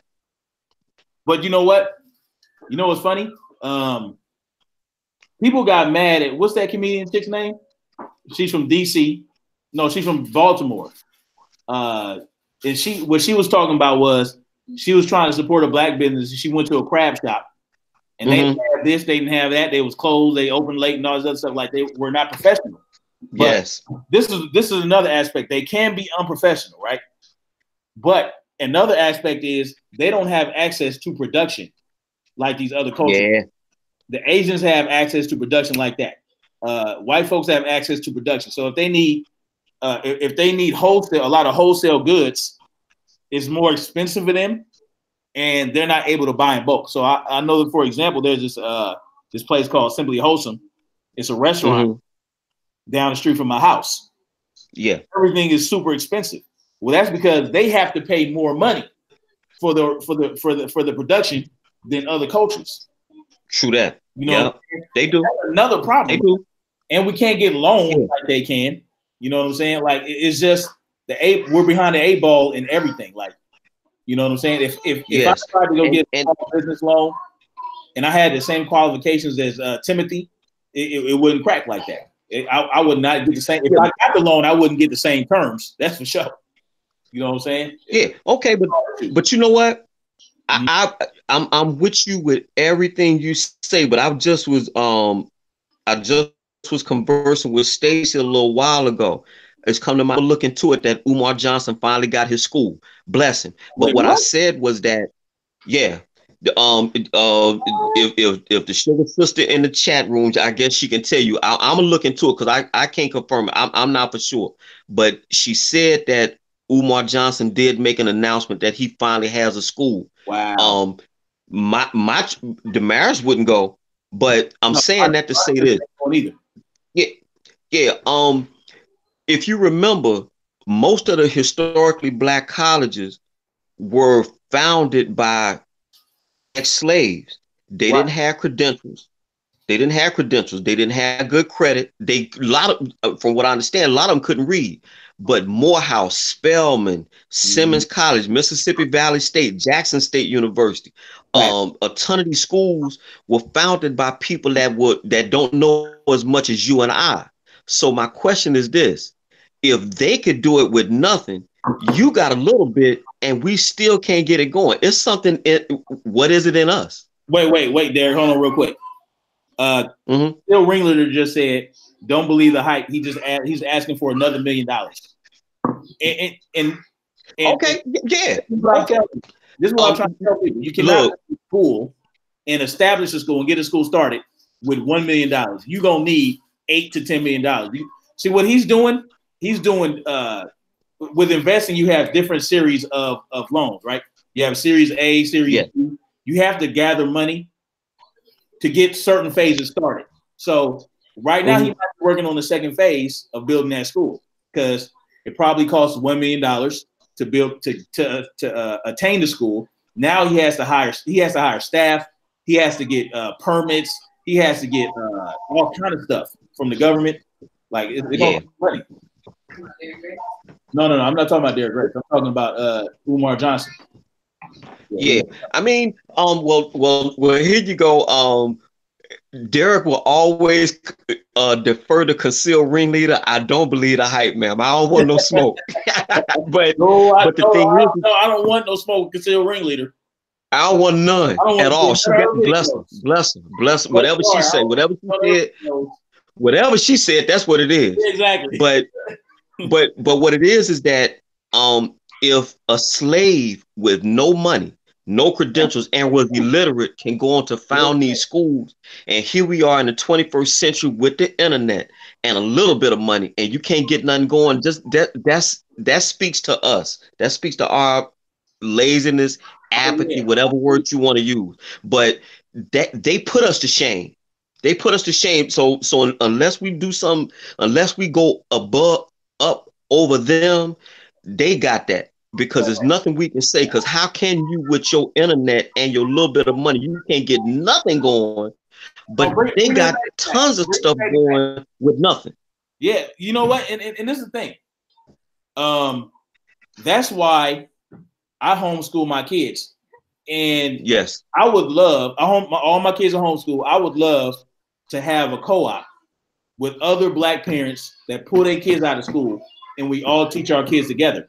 But you know, and you can start like that. You can start something small. You establish a curriculum amongst your people, and then maybe later on down the line, you can buy a building and then start encouraging people to come to this more liberally based school where it's not ridiculous like these schools are now. You got to go to school for 8 hours, and then you got to do extracurricular activities for 4 hours. You get home, you got 1 hour to do your homework, and then you got to eat dinner, and then you go into bed. Like it's crazy. But you're right. They started with very little to no money to do what they did. And you're right. We have the internet, and we have access to a lot more now. You know what I'm saying? It's just. Well, you know what? It's getting people. It's like people to trust us. That's the fact. So let's say me and Derek and Snap Turtle decided that we were gonna start our own school. How? And we had to gather money. We had to raise money. How much trust would we have? Bingo. That going. Will people trust us? And this is the same thing with the political party that I was going to bring up. If we start our own political party, we're going to need money. We're going to need money we're going to need a lot of money. We're going to need more money than the Democratic candidates and liberal and Republican candidates could get together. You know what I'm saying? But see, get a voice. Well, if I could jump in right quick, I keep harping on the culture part. The difference between Snap Turtle and Derek in 2019 and a Snap Turtle and Derek, say 18, 19, is that they rallied around their culture. We ain't got that, because what it is that no matter what going on in 18, 19, the Snap Turtle and Derek at that time saw the bigger picture. And we we want to be inclusive with everybody. We want to make friends with white folks. Is that we kind of throw our interests to the side. Right. And to me, in my opinion, that's the biggest linchpin right there. Because if they always say that we got this $1 trillion in spending power. Blacks are more intelligent than they've ever been. We got more black millionaires than ever. We got more black college graduates than ever, but ain't nothing getting done. But here you got slaves that had no tattered clothes, and they went on to move mountains. It's just some that dog don't hunt. That dog don't hunt. Facts. That dog don't hunt. No, So, you're right. I mean, it's just that's true. That's true. And there's only so much blame we can place on the man. You know what I'm saying? Like, and we get off into that too. We try to blame, the system for everything. Like, yeah. I mean, it's yes, we do have obstacles. They had obstacles in too. They had just got free from slavery. You're right. Yeah. They just got freed from slavery. They don't know how to read. You're right. They're illiterate. They ain't got no money. You know what I'm saying? And then Jim Crow came in. They couldn't even get a proper education. You absolutely right. They had way, but they made it. Not now. Yeah, they some type of something. I don't know if God's hand was on them or luck or whatever you want to say. They was able to make it happen. Well, here we go in 21st century in the George Jetson era with everything at our fingertips, and you can't. You here you go. This boy here just making an announcement that he finally getting the school up. That dog don't hunt, man. I'm just a person that I think that black people they got to go inward. They got to pull out their strength from they great past and ride on that. Everything else will fall into place if you do it that way. True facts. No, that's no doubt. Let's see. Yeah. Queen said, okay, so Conceal Ringler, in regards to homeschooling, she said, I wish I could, scared I would F up. See, that's what I'm talking about. You can't, that fear that's there, you can't let that rule over you. Here I'm gonna make Conceal Ringleader mad, and I don't want to get sent to the circus. Conceal, don't hurt us. I don't want to get sent to the circus. Conceal Ringleader, with all due respect, that's why we if you felt it in your heart to do that, ma'am, that's where you got social media, the internet, and you can get tutorials and things like that. So I don't want no trouble, Conceal Ringleader, I promise. Yeah, no, and then also you can ask people like me who homeschool their kids. Well, my wife does it for the most part because I work, and my wife is salute the K-Bear. Yeah, salute the K-Bear. You hear that, babe? They said salute. All day, every day. Oh, thank you, she said. Yeah, she all super shy. So, like Princess Diana, she had some questions about homeschooling, and I gave her all the information I could. I mean, there are people out there. There's a lot of information. Yes. Yes. And that's a great start. A great start is independence. My children are independent from the school system, and it's a beautiful thing. I love it. Mm-hmm. I love the fact that I ain't got to worry about them going to school and then a freaking vaccine bus shows up or a vaccine van. You know that happens sometimes. These hospitals will come to the schools and start injecting your children with vaccines without your permission, but you did get permission because when you sign them up for school, you signed something in there that gives them the right to get your child injected with vaccines. I ain't got to worry about that. I don't have to worry about blowjob contests. I don't have to worry about none of that. So there is an absolute freedom in being able to say, my kids, you know what I'm saying? And I don't knock anybody who doesn't do it. I'm just letting you know it's not as hard as you think it is. Well, I know in my case, luckily for Damaris's mother and she goes to Catholic schools. As you know, the Catholics, they scared of their own shadow. They scared of any type of litigation. They anti-vaxxers too, quiet as it's kept. But I've told Damaris, even if they were to do that, you take the damn suspension. You call me Hell immediately yeah. or walk your ass out to school. Yep. HPVs we don't take. Gardasil shots. No, that's non-negotiable. We don't do that around here. Would you say that She's dog very don't hunt? aware of it. That dog don't I'm hunt for sorry? you. That dog don't hunt for you, right? At all. At all. At all. But see, that's the thing. You have to inform yourself. You have to inform yourself, and you have to inform your kids. You cannot keep your kids in a vacuum. You got to tell them the real. You know. Yeah, exactly. You got to keep it real with your kids. Yes. And Queen said T.I. was just trying to push his clothing line that fueled his outrage, because before Gucci did, all these rappers was pushing Gucci. Well, you know what? Mm-hmm. And that, yeah, and that just has to do with ignorance. I mean, yes, that's what facts. So yeah, I mean, it's just about homeschooling. Maybe I'm lucky because my kids have never been to school, so I didn't have to worry about pulling them out. We started. My oldest child has never been to school, so it may sound easy to me to get it done, but if your child has been going to school for years and years, I can understand. You know, they have established relationships and all that other stuff. But I say the key is to make sure your children still interact with other kids. There's still that going on. You know what I'm saying? You can still take the kids, the extracurricular activities. My kids do piano, they do dance, they do all kind of stuff. Like later on in the evenings with a bunch of other black children. You know what I'm saying? So they have access to other kids. You know what I'm saying? So there's all this fear. Your child's gonna be feral. You know how they try to push all that stuff on people. Yes. Well, see, that's the thing. You are the first black person I've met in my life. I've always heard it. I saw this stuff on TV. You're the first black person I ever heard that actually is doing what they say in regards to homeschooling children.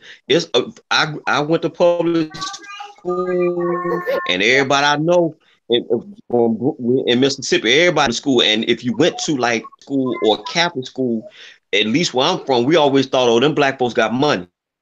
But homeschool was never, nobody even talked about it. So once I got older, I just seen white folks talk about it. And just like I had made a video a while back about organic food. Mm-hmm. Only thing I know is white folks eat organic. Black folks don't do that, and they sure ain't finna do no homeschooling. Right. And so what happens is that when like here you are talking so self-assured about it, it will intimidate a bunch of black people because that's just not where we come from. But I think you got to have a passion for the kids. You got to know what you're talking about, and you got to execute on that passion. You know. Oh, yeah, no doubt. Oh, and that's real spit. And Queen just said, let's see, my kids go to an Aboriginal school for natives. That I don't know what that is. That's good. Dope.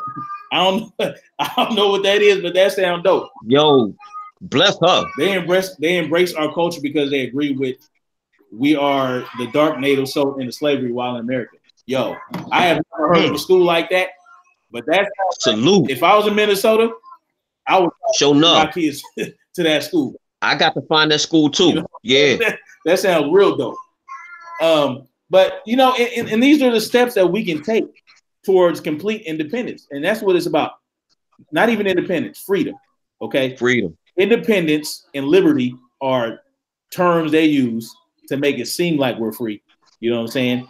But you know, independence is good enough for now. So my children are independent of the school system. My children are independent from the medical system because they do not have to go to see by having them free from the school system, they're automatically free from the medical system because they don't have to go to these physicals. They don't have to get shots and injections. You know what I'm saying? We take care of them at home. You know, if they ain't bleeding out the ear, you know what I'm saying? If they ain't, you know what I'm saying? If they ain't turning blue, and if they ain't, you know what I mean? If they ain't doing none of that, broke arm. Well, here, let me. I will kind of add on to what you're saying. The thing is, I'm in the medical field, as you know. Yeah. And I will tell you, there is no need at all for you to go to the hospital unless you got a car crash, broken bone, things like that. Most stuff you can deal with yourself. Now, if you have a critical situation where you was in a car crash, that's referred to as allopathic medicine. They can put you back together as good as it comes. But when you have a disease process going on, the doctors never actually say, well, what's the root cause? They don't get into that. It's a pill for every ill, that type of thing. Right. But I was also gonna say is that although I do have to send my child, I send my child to a Catholic school, the best I can do for her, I make sure that I debrief her every time she come home. Absolutely. You know. Oh no, yeah, no doubt. Because even when I send my children to their piano class, they tap class, they take piano, tap, acting, and things like that for a few hours a day from Monday through Thursday.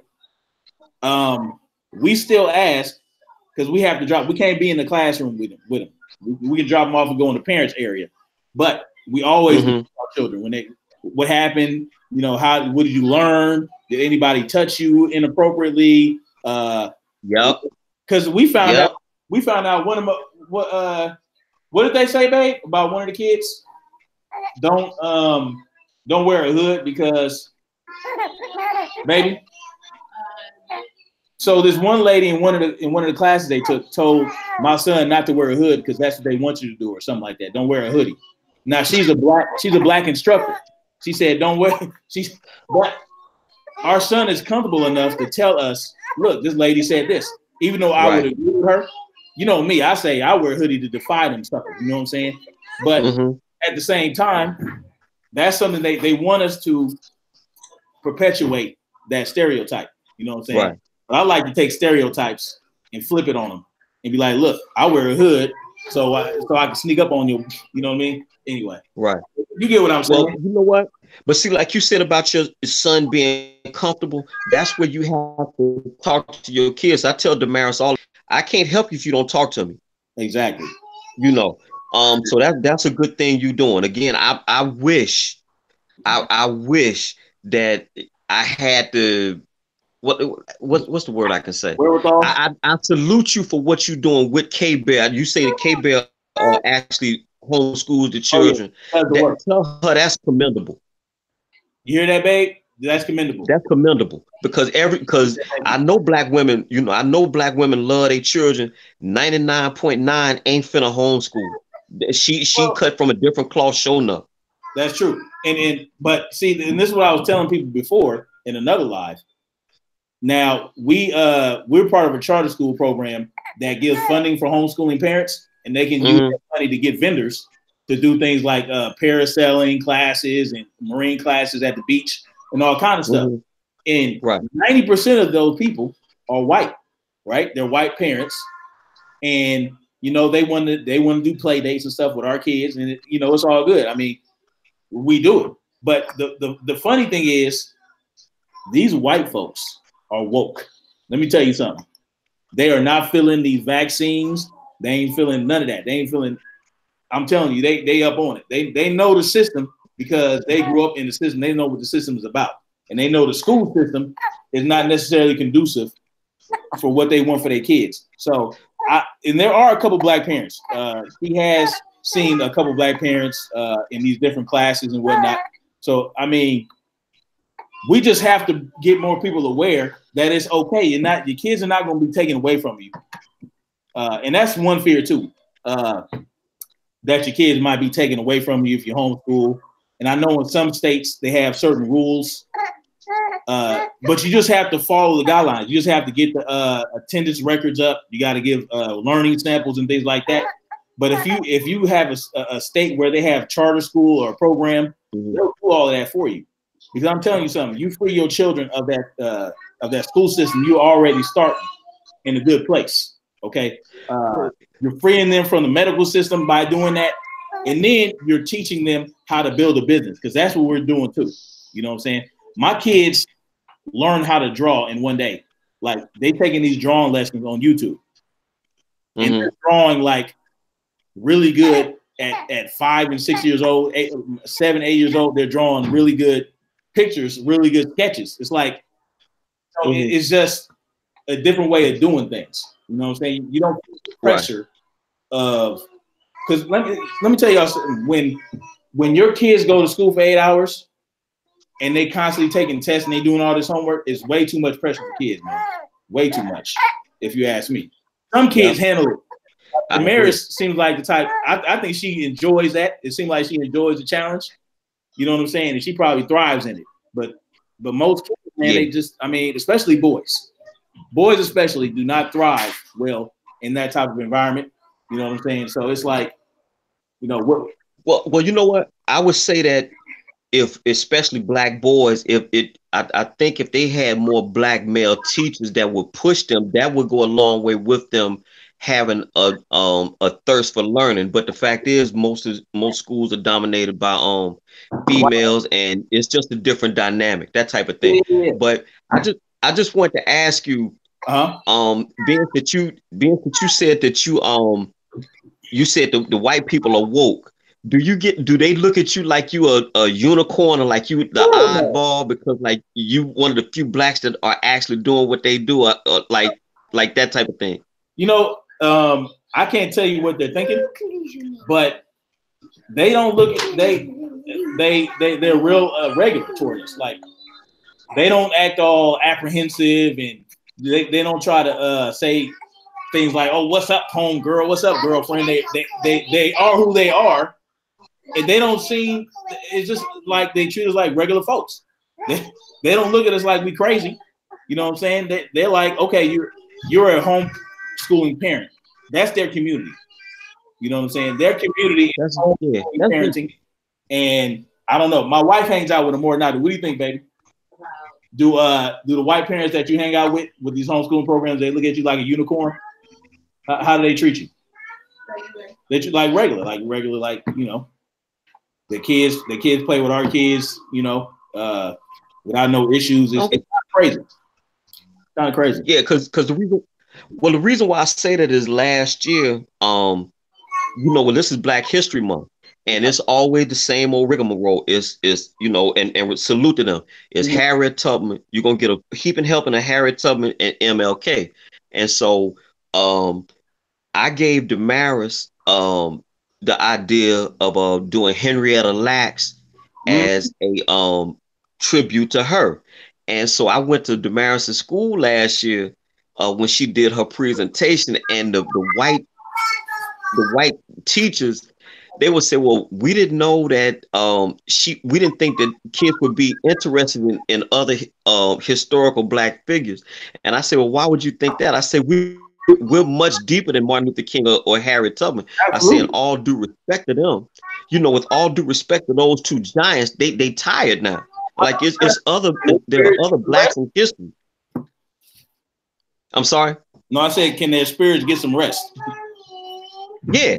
And so what it is that you know, like we have other giants in our history.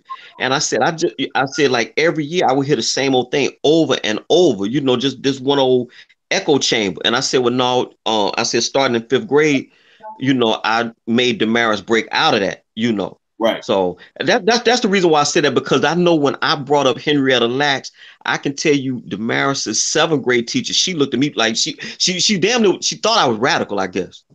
Well, you know what? It's because that teacher, she is not liberated. she is caught up in the school system herself. They have a certain system that they have to follow. They have a certain curriculum. They have to follow by these guidelines.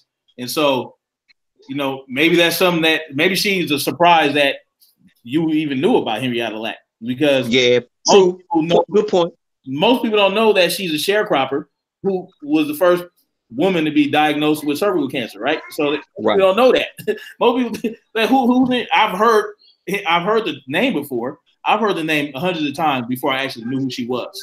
You know what I'm saying? Maybe because see that's not something they really want us to know about. It's just like the Tuskegee experiments. That's out the bag now. The Tuskegee experiments are out the bag. Like that happened. So now it's like, okay, tobacco sharecroppers was getting this, that, and the third, and now we smoking tobacco. Most people don't know about that. You know what I'm saying? So it's like, and most people don't know, because see, there's something deeper than just Henrietta Lacks going on there. You have tobacco, which absorbs toxins. The tobacco plant absorbs a lot of toxins out of the soil and all that stuff. And here they are selling it to people. People are chewing on it, and we smoking it. So I mean, most people don't know about that. You know. Yeah. So well, my grandmama, my grandmama, you know, rest her soul, Alice, she loved her some bitter Garrett snuff. That's all she, you know, we used to hate that damn spit bucket. Yeah, she loved that stuff. Never could understand I never could understand the fascination with that. But yeah, what you just said kind of summed it up real good with that. I kind of see now better. Wait. Yeah. Considering you said it was a baby, actually, the tumor had eyes and teeth. Oh my goodness. Yes. Right. She's right. Right. So she had a baby that was a tumor? Is that what? No, what it is that what it is, Snap, is that a lot of times the cancer tumor, they've actually extracted tumors where they had what looked like teeth and what looked like hair. It's almost like another. So the concealed ringleader's dead on the money. She right. It's almost like it's a mutated human, basically. My bad, concealed. Don't make a video about me, please. Yeah, we don't want it. Yeah. You're right, concealed. You're right. Yeah. You are absolutely right. Yeah, so she's on the money with that.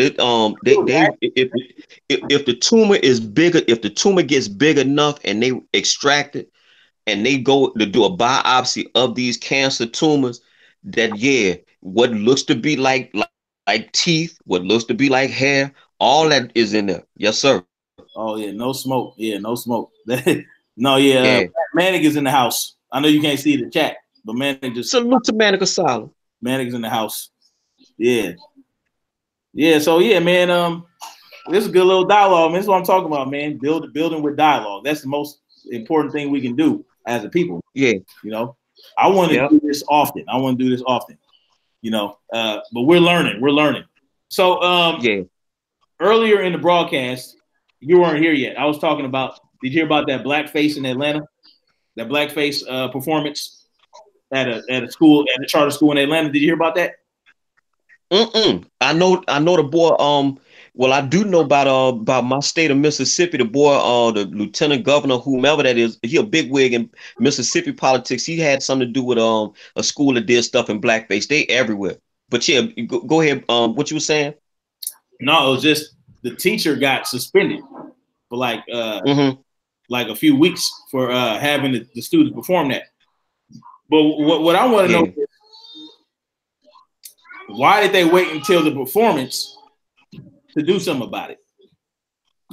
I think that was a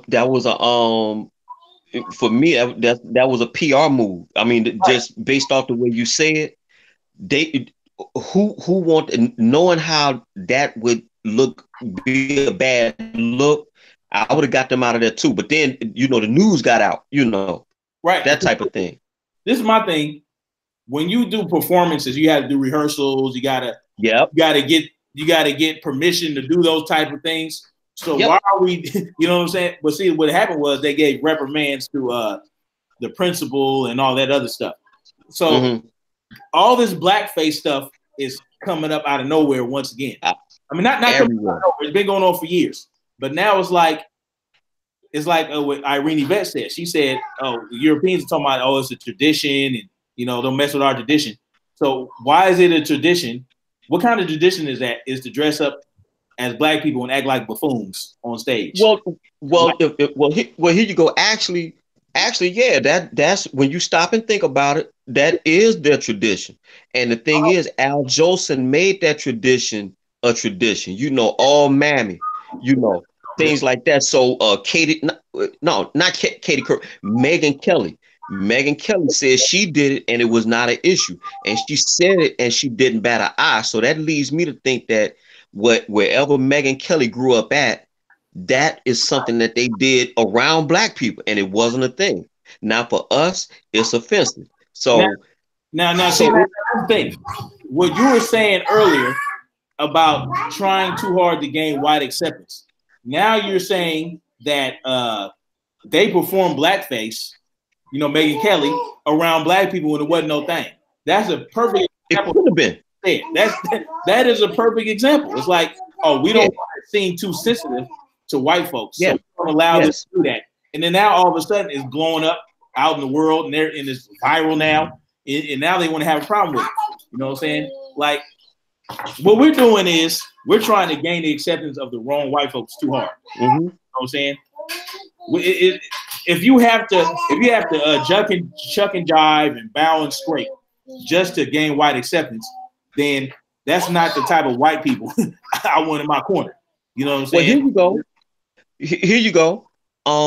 We accept that so much. Remember, the guy, he was Aubrey Graham. You know him as Drake. He had that thing with Blackface. Ain't nobody said that boy's still flourishing. Now, why black people ain't buried this guy after that, that lets you know right there, in my mind anyway, that lets you know right there where we are with forgiving everything. You got this boy dead to rights. Now, everybody want to jump on R. Kelly for being a child predator, and as you should, because that's offensive. Well, here you are, a black guy yourself, and you dissing us, but this guy is flourishing after the fact. Yeah. So there you go. I mean, it's like I said, because you know Aubrey is his mama's white, right? And black. Yeah. So it's like he gets a pass from doing whatever he wants from both sides, and you know, I mean, all the ladies love him. Let me tell you something about the power of women. When a mass of women love you, you can do no wrong. Look at R. Kelly. True that. True that. Look, here you go. R. Kelly. Look at your local preacher. Yeah. Oh, who you think they go at first? Look at your local preacher. Yes, sir. I love my black women. Look, Queen and Conceal. Don't hurt us. But you know, you know what I'm saying. Hey, if you have black women on your side, you can do no wrong, boy. I can tell you that. You know what I'm saying? Yep, win-win. That's the power of women. Women have more power than they understand and realize. And this is one of the things I want to talk about on my Simp Talk channel. I don't even know how to start. I tried to start a new channel, but they didn't like the name, so I don't know. Anyway, yeah. So that's real facts. So what's the common thread between Aubrey and R. Kelly? Not only that, but Aubrey had a 15-year-old girl on stage with him, kissing on her and feeling on her and stuff. And when he found out that she was 15 or 16, he didn't say, "Oh no, you got to go." He started like flirting with her a little bit more, like, "Oh, let me see how much further I can go," even though she's 16. Like, it's disgusting, man. Like, that sounds like a child predator to me. Yeah, the crowd was eating it up. Like, are you kidding me right now? Yeah. Well, if the crowd gave him a pass, that's all you need to know about us as a society. And I think that's the reason why R. Kelly walked the way he did. Yeah, because like, I don't understand it myself, but I mean, but that's my other thing. The power of the female, right? How do we awaken? Because we have some powerful women here in the chat. Let me just say that. Let me get that out the way. Don't hurt us. But we got some powerful women here in the chat room. All day. I got a powerful woman here in my kitchen making dinner. But you know what I'm saying? Like, how do we awaken that in many of these other ones? We need our women. We need them. I don't want to go the other way. I want to stay right here and be a simp. I'm a simp, y'all. Yeah. SIMMP. I'm standing in my manhood proudly, and I love my black women. The chocolate are the better, but that's a whole different hangout right there. Anyway, you know what I'm talking about. I love my butterscotch women. I love my peanut butter women. I love all of them.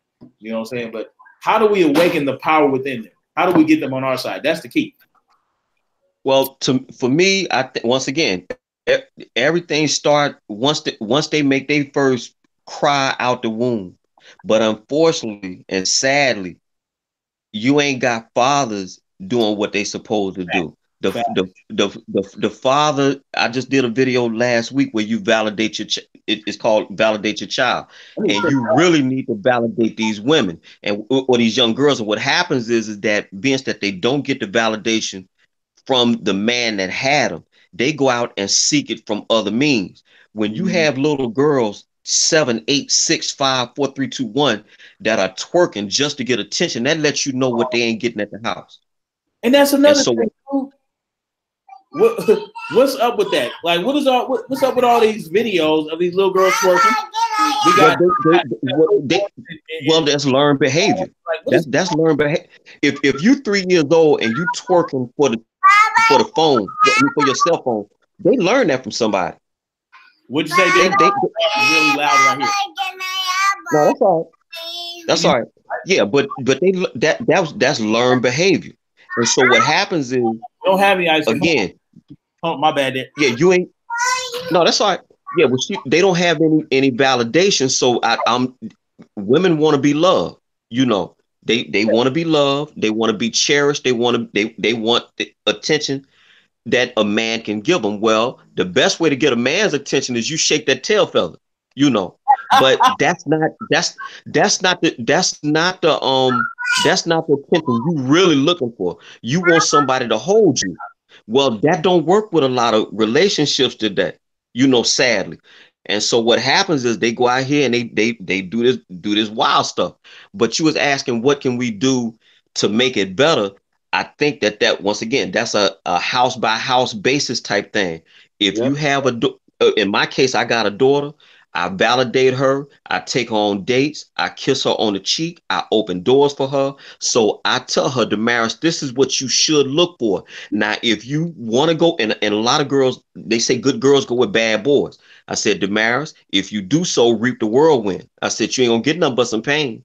I said, I'm not telling you to get Derek. I'm not telling you to get me. Yeah. But you may want to try, maybe you want to try to find a derivative thereof. Maybe you want to find a dude that's strong, that's gonna speak his mind, that's gonna show you attention, things like that. Yep. And I'm gonna tell you something, man. Women love attention, boy. I tell you that. They want to. Yes, sir. They love attention. They love to be talked to. You know what I'm saying? And you know, and they want somebody who can protect them and hold them up. You know what I'm saying? Like, that's real stuff. And we have we lost our ability as men as a whole to protect and provide for our women. It's just, and then our daughters are seeing that. So they have to do whatever they can to attract a man, any man, like you said, by shaking the tail feather. Where in the animal kingdom, who's shaking their tail feather the most? The men, the males in the animal kingdom are shaking their tail feather to get the attention. Yep. It has been reversed. You know what I'm saying? Like, when I was in high school, I had to have game just to hold a chick hand in high school. Yep. Like, you had to be able to spit game. You had to be dressed real nice. You know what I'm saying? You can't even get a kiss. It could take 3-4 months to get a kiss. Now they doing all kinds of stuff in high school. It's crazy. Yeah. Like, and you know what? In my case, I grew up in 1970s Mississippi. I always say I'm an ugly dude. I'm not 6 feet tall and all that type of stuff. Only thing I really could hang my hat on was the fact that I should tell you, my nickname in high school was Computer. I just knew stuff. And so women, I found as I went along in my journey, women love dudes that either got money, can do that thing all night, or are smart. So, you know, that type of thing. So I just I always hung my hat on the stuff I knew, and I really didn't have no problem getting no girls moving on. But it was a difficult challenge at first, because I'm not a big dude at all, and I ain't one of the cutest dudes, and that's pretty much how it was in my town. But you got to now that I got older and I'm more self-assured, I just know that I throw my shoulders back and I just go on and live my life like that. But I tell Damaris the same thing. He may not have $1 million. He may not be the cutest dude on the block, but if he showed that he love you, that's probably your best out. Knowing that we got all these beta males out here, dudes, if they're not playing on the down low, they in jail. So the pool is low, is what I'm trying to say. So bad low, and that's why they going. Yeah. That's why they love R. Kelly and Aubrey so much. Them dudes is beta males. I'm gonna tell you that right now. Yeah. They straight up beta males. You know what I'm saying? And I don't know, but you're absolutely right. We have to show our women that it's okay to be with a real man. You know what I'm saying? And that's where we get our strength from. Like we need our women to be on board, and men need to step it up. I mean, real talk. Like well, here, you know what? I'm gonna tell you. I'm gonna tell you a quick story. When I was in the Navy down in Norfolk, this guy got a girl pregnant down there. And this is like, I'm a little older than you, but this is, maybe they did it when in your era too. But I know for a fact when we was coming up in the 80s, it was nothing that, I never did it, but all my partners, it was nothing to get a girl pregnant and leave their ass to die. No, and the thing is that the thing that struck me the most with this one guy was he was from California. He was from Fresno. He got a girl in Norfolk pregnant, and we both got discharged September the 20th of 1990. Okay. He knew the girl was pregnant. He knew that girl was pregnant, and he said, look, man, she ain't got my social security number. You got to remember, back then there was no internet. It was no internet. So really, if a girl wanted to get child support, she needed to know the guy's social security number. The military would track him down and make him pay child support. I left to go to Philadelphia, and he went his ass back to Fresno, California. That child should be about 30 right now. And I wonder to this day if that child ever met that father. But they did that a lot.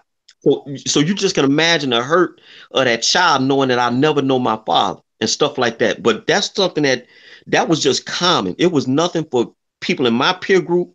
We fuck them and leave them. No, yeah. No, period. In my peer group too. I mean, don't get it twisted. We fuck them and leave them. We did the same thing. I mean, in my 20s, I was like that too, except I didn't get nobody pregnant in my 20s that I know of. Yeah. You know what I'm saying? I'm like, yeah. That's the type of stuff I was on in my 20s, but it's like I had to wake up like, we have to do better. I had to do better. It took me until I was like 28, 29 years old to realize. That's my story. Yep. That's my story. Playing around like that. I gotta do something. You know what I'm saying? And what my thing is, we have to build our village, starting with our family. You know. Yes. So I'm building my village, my little village here in my home, to hopefully. Well, see, there you go. See, that's my point. See, that's my point. To build a strong community, you got to start with a strong family. And I tell Damaris that I said, if you want a strong nation, you start with the house. Yep. You build out from the house. You build a neighborhood. You build a neighborhood. You build a community. You build a community. You build the city. You build a city. You build a state. The state, the country, and henceforth, stuff like that. So yeah, absolutely, bro. Yeah, now that's real spit. So this is what I want to do. I'm serious about starting our own little political party, right? I'm serious about that because I feel like we have to play in their system just a little bit. You know what I'm saying? We do. We ain't got no choice. You're right. We don't have a choice. But again, you know how the government is supposed to have checks and balances, right? We would need our own checks and balances within. We need somebody to check us. Like, look, y'all drinking the Kool-Aid a little bit too much, and that's what happens when you try to change the system from within. They start giving you that Kool-Aid. You know what I'm saying? Right. So it's really all about gaining the trust of the people. Which is very hard to do in this day and age. You see people try to do it all the time. It's very hard to gain trust from the people, even though these people trust in a system that they know is out to screw them.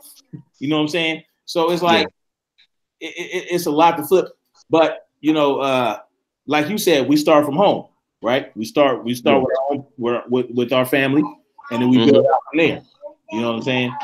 But in the meantime, somebody needs to start, I don't know, knocking down doors and just, I don't know what has to happen, because we're headed in a direction that we're not going to be able to turn away from. So, like, there's a lot of stuff going on. You got the yellow vest in Europe.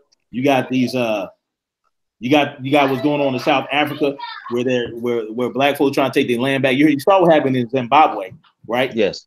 All the turmoil going on in Zimbabwe ever since Mugabe got them out of there. So Right. we have all these issues, and those are perfect examples of what happens when you stand up. You know what I'm saying?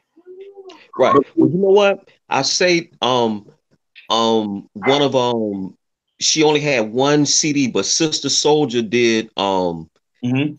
did a CD back in 90, and she the one of the intros was where the president had went on TV and he said, look, this is an edict and y'all gonna go do this right now. Everybody, all black people, look, we tired of holding y'all. Y'all making more babies than we know what to do with. Y'all running, which was a lie. And you Right. reckon the food stamp system, which is a lie. Most white folks most people on food stamps is white people. But what he said, all black people had to essentially turn themselves into a FEMA camp, or you get shot on sight. Take your pick. And I think that Wow. that's really going to be the crux. Something major like that they ain't got no choice, but that's something like that will snap black folks out of this zombie mode that we in, because you're gonna have to end up relying on yourself. Well, what And happened with Katrina? I hope it don't never come to that, but I think that where we are now, because we so disjointed, any type of coalition that you build, I'm with you. I'm with you, man. I think that's damn good. We need a third party of some type. But I think black folks got to get scared out their mind so much that then they say, oh, these motherfuckers for real. Then you might get some traction. That's true. That's true. I mean, and like I say, don't operate in fear, but sometimes that fear can awaken something in you and awareness. Bingo. You know? Yes, sir. Okay. Yes, sir. Look what happened in Katrina, right? Katrina happened, and you had these assassin groups going on killing black folks. Blackwater was down there, I heard. Blackwater was down there, like allegedly. Like, so we have to, I mean, but that was a small test. I feel like Katrina was a test. And what did we do? You know, we failed miserably with that test. You know what I'm saying? Mm-hmm. Maybe something like that does need to happen again. That's not something I wish for. I'm hoping that we can start exposing things, exposing the real truth about how they feel about us. You know, and I'm not even just talking about black folks now. I'm talking about poor people that they feel are a drain on their wealth. You know what I'm saying? Because then I think that just the case of Liam Neeson, even though he said he was 26, that when he felt like how he felt about killing a black person, I think that would have to come from a national leader. See, like Liam Neeson, he just an actor, but just say, for instance, even though Trump said, what do we have to lose? Can you imagine the shockwaves if you was to catch Nancy Pelosi or Donald Trump saying, look, we need to kill these motherfuckers? Well, you know what? Something like that. It would be more powerful if Nancy Pelosi did it. It would be more powerful if Kamala Harris said something like that. You know what I'm saying? Because these elite, I'm telling you something, these elite black folks, these elite liberals and all that stuff, they are the real danger to me. I agree. Even though I feel like the left-right paradigm is just BS, I feel like the liberals are the ones that are giving us that powder. You know what I'm saying? They're the ones who are putting us to sleep with all their promises, but they never do nothing they say they're gonna do. And then they start making legislation against us. Like Kamala Harris, let me tell you something, man. She had more black folks locked up during her little attorney general stint than most other attorney generals. She is not a good woman. And so these are things. This is our stock. This is what we have to offer. This is what y'all got. Kamala Harris and Cory Booker and all these other people. This is what y'all got. This is the best we can get. You know what I'm saying? And this is all we're presented. That's why I say we need something else going on, because these are not. I'm not feeling these people. You know what I'm saying? Like me either at all. I mean, at all. Because they got nothing. Yeah. They just not. I mean, they have black skin like mine, but they more white black than just black. If you understand what I mean. Yeah. Yeah. Yeah. So but I would say I'm gonna go ahead and step aside. I'm gonna let you go and finish out. But I just did want to say that I think that until we get our culture together, until Black people form a coalition around the fact that look, we are of African descent and we have a great past, we can build on this past, and we know that we have an external enemy. I think we're gonna get more of the same. No, yeah. And I agree with that. That's something that we need to. That's what we need to do. I agree. So yeah, that was some good dialogue, man. I'm glad we did this. I'm glad we did So this. am I. It was good talking to you guys. You know what I'm saying? I want to do more of this. I need more participation. I know I was supposed to get on it yesterday, but we need to reach the people. You know what I'm saying? And I love the fact that we can do this. Two Black men from different walks of life coming together and having a respectful dialogue. And that's what it's all about. Yes, sir. That's what it's all about. And look, this is another thing, real quick, because I always say this in the comments when I get a new subscriber. Snap Turtle, as much as I respect you, we will disagree. Disagreements is a good thing. You challenge me, I challenge you. We grow and we get better, and we better men for it. That's how I am. Because I think a lot of times when people say, "Oh, I'm disagreeing with you," or when you use the word argue, right away that means that we have a problem. No, we ain't got no damn problem. We just have different points of view, and we just working through it. That's all. Oh, and before we roll out, man, you were in the chat last night, Doggy Diamond chat. I was in the chat. Yes, sir. Now let me ask you a question. Mm-hmm. At the end of his live, Doggy Diamond said, "See, I wasn't on nobody's side over the other, bias, nothing like that. But what did you actually see? I just want to know what you think about that." I think that see here you go. I had told you, I had gave you the alert that he was Hassan was talking. Well, Yeah. if he took that down, so you won't get to see. But Stacy said she saw it. I actually called in, and I'm gonna tell you what I told him.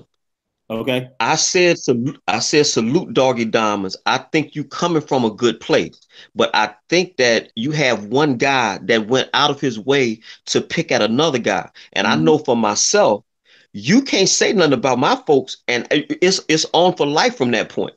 And so I think I really do believe this. I think that Doggy Diamonds is coming from a good place, but he also says Sinetta is needed. I don't know about Sinetta prior to 3 years ago. Scholarship that he says that he got, I don't know. So maybe I'm selling him short in that regard. But the guy that I see in 2019, I see him as a shallow little man. I see him as a dude that is clout chasing. I see him as a dude that for all the knowledge he got, he ain't using none of it. Right. But Doggy Diamonds like this dude. So I will defer to Doggy Diamonds when he say he been knowing this guy all this time. But I can tell you, Snap, the interaction I had with him over the summer, I just don't like him. So maybe my judgment is clouded. But it seemed like he was more so Sinetta, we need him, as opposed to, well, look, he just was flat out wrong and picking at him, because Hassan Campbell had to give him the example, like, look, remember when Sinetta tried to start that stuff off with you and me, and he just kind of, I'm not gonna say Doggy Diamond brush it off, he just say he remembered it, that type of thing. So I think that he was 51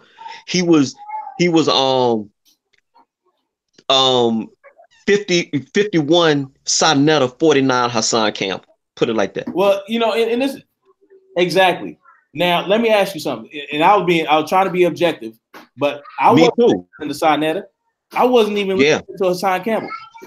I was listening to Doggy Diamonds because I've heard everything out of both their mouth. I heard everything from Hassan Campbell. I heard everything under the sun from Sinetta. Now, this is important to nation building. There's a point to this. Who did Doggy Diamonds plug on his show? That's all I want to know. Who got it? Wasn't until after the fact. No. What he did was he did. But after the fact, he said salute and subscribe to Real Topics. He did that after the fact. He did. Okay, all right. Because I didn't hear that. He did, but I didn't hear that part. Well, no, that was damn near at the end, and I don't know if and actually I'm gonna tell you something. Maybe somebody in the chat can correct me, but actually Sonetta, I guess, kind of made him put him in the corner, say, "Oh shit, let me go ahead and plug Hassan Campbell too." Well, so he didn't say it at first. It was Sonetta first, and then subscribe to Real Topics with Hassan. But it was after the fact. That's true. Because at the same time, because what he could have said is, look, subscribe to both these men's channels. Right. He could have said it like that. But, he I guess I'm defending him. He looking at the chat. He taking phone calls. He listening at this guy talk. Maybe just didn't register right then to say what I'm saying right now. Subscribe to both of these men's channels. Right. But it was about another 5-6 minutes before he say, look, subscribe to Real Topics with Hassan, but he did plug him as well. He did. I want to be fair to Doggy Diamonds. You know what I'm saying? Good dude. Good dude. I don't know anybody on that side. The only people I know on the East Coast like that, in terms of the YouTube thing and the conscious community, is Sonetta. That's all in SETI and them. So, I mean, Doggy Diamonds, I understand where he's coming from, and this is why I say it's important. This is important as to what we're trying to do as a whole, because we need everybody to be put, when they wrong, we need everybody put in their place. But it's not always equal blame to go around. One person sometimes gets more blame than the other, and we have to come to terms. Bingo. Otherwise, that person is going to continue with that type of behavior. You know what I'm saying? Because all you're telling them is like, oh, y'all both wrong. That doesn't tell me anything. You know what I'm saying? Oh, y'all both wrong. And well, here. Well, you know what? I did a video about King Erner, and what I said was that if King Erner, if you really about coalition building and you really for your brother, you would take down the video that you put up bashing this guy. Yeah. I know myself. I wouldn't put my life on the line for it, but I would bet heavily that Sonetta ain't gonna take them videos down where he bashing Hassan Campbell. Now I know for fact, because I saw it. Hassan Campbell has taken down videos where he was dissing Sonetta, only for this boy to turn back around and stab him in the back. So after how many times I got to extend the olive branch before you shit on me? All right, but real quick, Derek. This is what happened. Yes. Now there's some stuff going on in chat. Manic said, soon as Hassan called me back for a question I wrote, hold on, not that part. Stacy said, in regards to Doggy plugging Hassan, Stacy said after I mentioned it, because I was in the chat. I said, oh, so are you? Oh, okay. I said, are you? But you see, I said, are you going to plug Hassan too? I did say that. I almost forgot about that. And then see, Conceal said, I feel like he's playing both sides. And Stacey said, no, I think he saw Snap's comment. Then he shouted out Poppy's channels. Now, yeah, but that was trying to start nothing with Doggy, but I need Cass to be 100. You understand what I'm saying? Yeah, but all that was even, like I said, somebody prompted him. So Stacy did. Well, bless the sugar sister. But somebody prompted him, and then after the fact. But again, he had been talking a good 5 or 7 minutes, and then he said subscribe to Real Topics. But he plugged this boy for a good 2 minutes. Subscribe to Sonetta. He's much needed. Yeah. Well, the length of the plug. Oh, you so great. We need to. Oh, you so great. Great knowledge. Oh, go subscribe. He named all 20 freaking channels, dog. Yes. 20 something Sonetta channels. And listen, like I said, I'm not trying to start no mess with Doggy and Hassan Campbell, but I like to call things like I see it. You know what I'm saying? Yes, sir. And we're trying to these people are out there. These people have a huge influence over people and a huge following. When I see people who have such huge influence, like Sonetta does, like all these people, like the Uncensored Truth Hip Hop News and all them people, you know, the people that interviewed Hassan, I see a lot of BS going on. You know what I'm saying? I see a lot of this, that, and the third, and it's not about starting nothing. So I just want that to be put out there. You know what I'm saying? Yeah. And you know, like this here, you know, I always get you know, and I accept the fact, you know, I accept the fact that. Again, I don't even consider myself a little fish. I'm a guppy on YouTube. But the fact that Nah, The fact that bro. but the fact that I moderate for Hassan Campbell and I support him. Right. You look at my content. I'm not one of them type people to be calling folks' name. I don't go be making videos about people and stuff. That's just not my thing. Right. But you can't pee on me because I support him. But I'm saying that to say this: if you have such hatred for somebody, why would you make 1,000 videos about him? Some dude out there not too far from you named Real G's TV, me and him was going at it in the chat room yesterday. And out of the 200 videos he got, about 23 of them are about Hassan Campbell. Question: if you don't like him, why are you making all these videos? Because he does like him. If you don't like him, leave him be. If you don't like him, leave him be. You know what it is? Because I don't know, man. I don't get it. I don't get it. Me neither, because here you go. I got 3 videos. I think I got like 58 videos. I got 3 videos where I put Hassan Campbell in the title. Right. And I hate to do that. I mean, it's to the point now that if you mention Hassan Campbell's name, in your title, you guarantee for views. Just off that alone, I don't want no parts of it. No, but listen. When I put that negative, remember everybody thought I was going to say something negative about Hassan? When I put that fake title in there, that has the most. Mm-hmm. So if you want to get the most views, you got to say stuff about it in the title. Yeah. Well, you know what? Well, when I was down in Maryland, I said 2 moderators call out.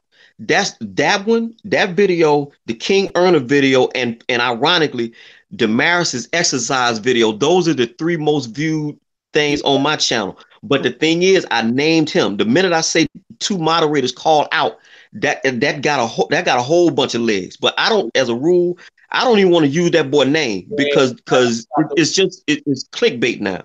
No, that's real talk. That's real talk. Yeah. But you know, we get in there. All right, well, Snap Turtle, look, I'm gonna step aside and I'm gonna let you do what you do. Everybody in the chat room, all y'all take care of yourself here. All right, D. Thank you for joining, man. All right. Peace. Peace. Yo, wow, that was some great dialogue, y'all. What y'all think? That was real good talk. I feel like, see that when you have 2 black men that, I don't know, it's just when 2 black men like this come together and we're able to have a dialogue, we ain't talking over each other, we letting each other speak. And we're getting points across, and we're finding out what we agree on and what we not necessarily agree with. Like that's powerful right there. That's powerful. There was no disrespect, none of that. Yeah. So all right, y'all. Like it's beautiful. I'm glad you guys joined me. How long are we going on? I think we're going on for a couple hours now. But yeah, it's all good. So I want to do this more. Let me know when it's I want more people to join in. Ladies, I would love for you to come in next time and do your thing. And, you know, let me know. Let me know what's best for y'all. Is Saturday night the best day? Because I'm willing to do that. I'm willing to do it. So Saturday night, we can make it crack. You know what I'm saying? That way we can get the ladies in here. We can get Manic. We can get the wise one. Whoever wants to join us, we can get it cracking. You know what I'm saying? We get Hassan in here, whatever we got to do, you know, because I ain't gonna lie to you. We need to get out there. We need to get out there because it's getting real rough out in these streets. Getting real rough. Anyway, I'm about to go eat dinner with my babies. And much love to y'all. I will see you guys next time. I might be doing a live tomorrow. We'll see on the way to work. All right. So y'all stay safe and peace out.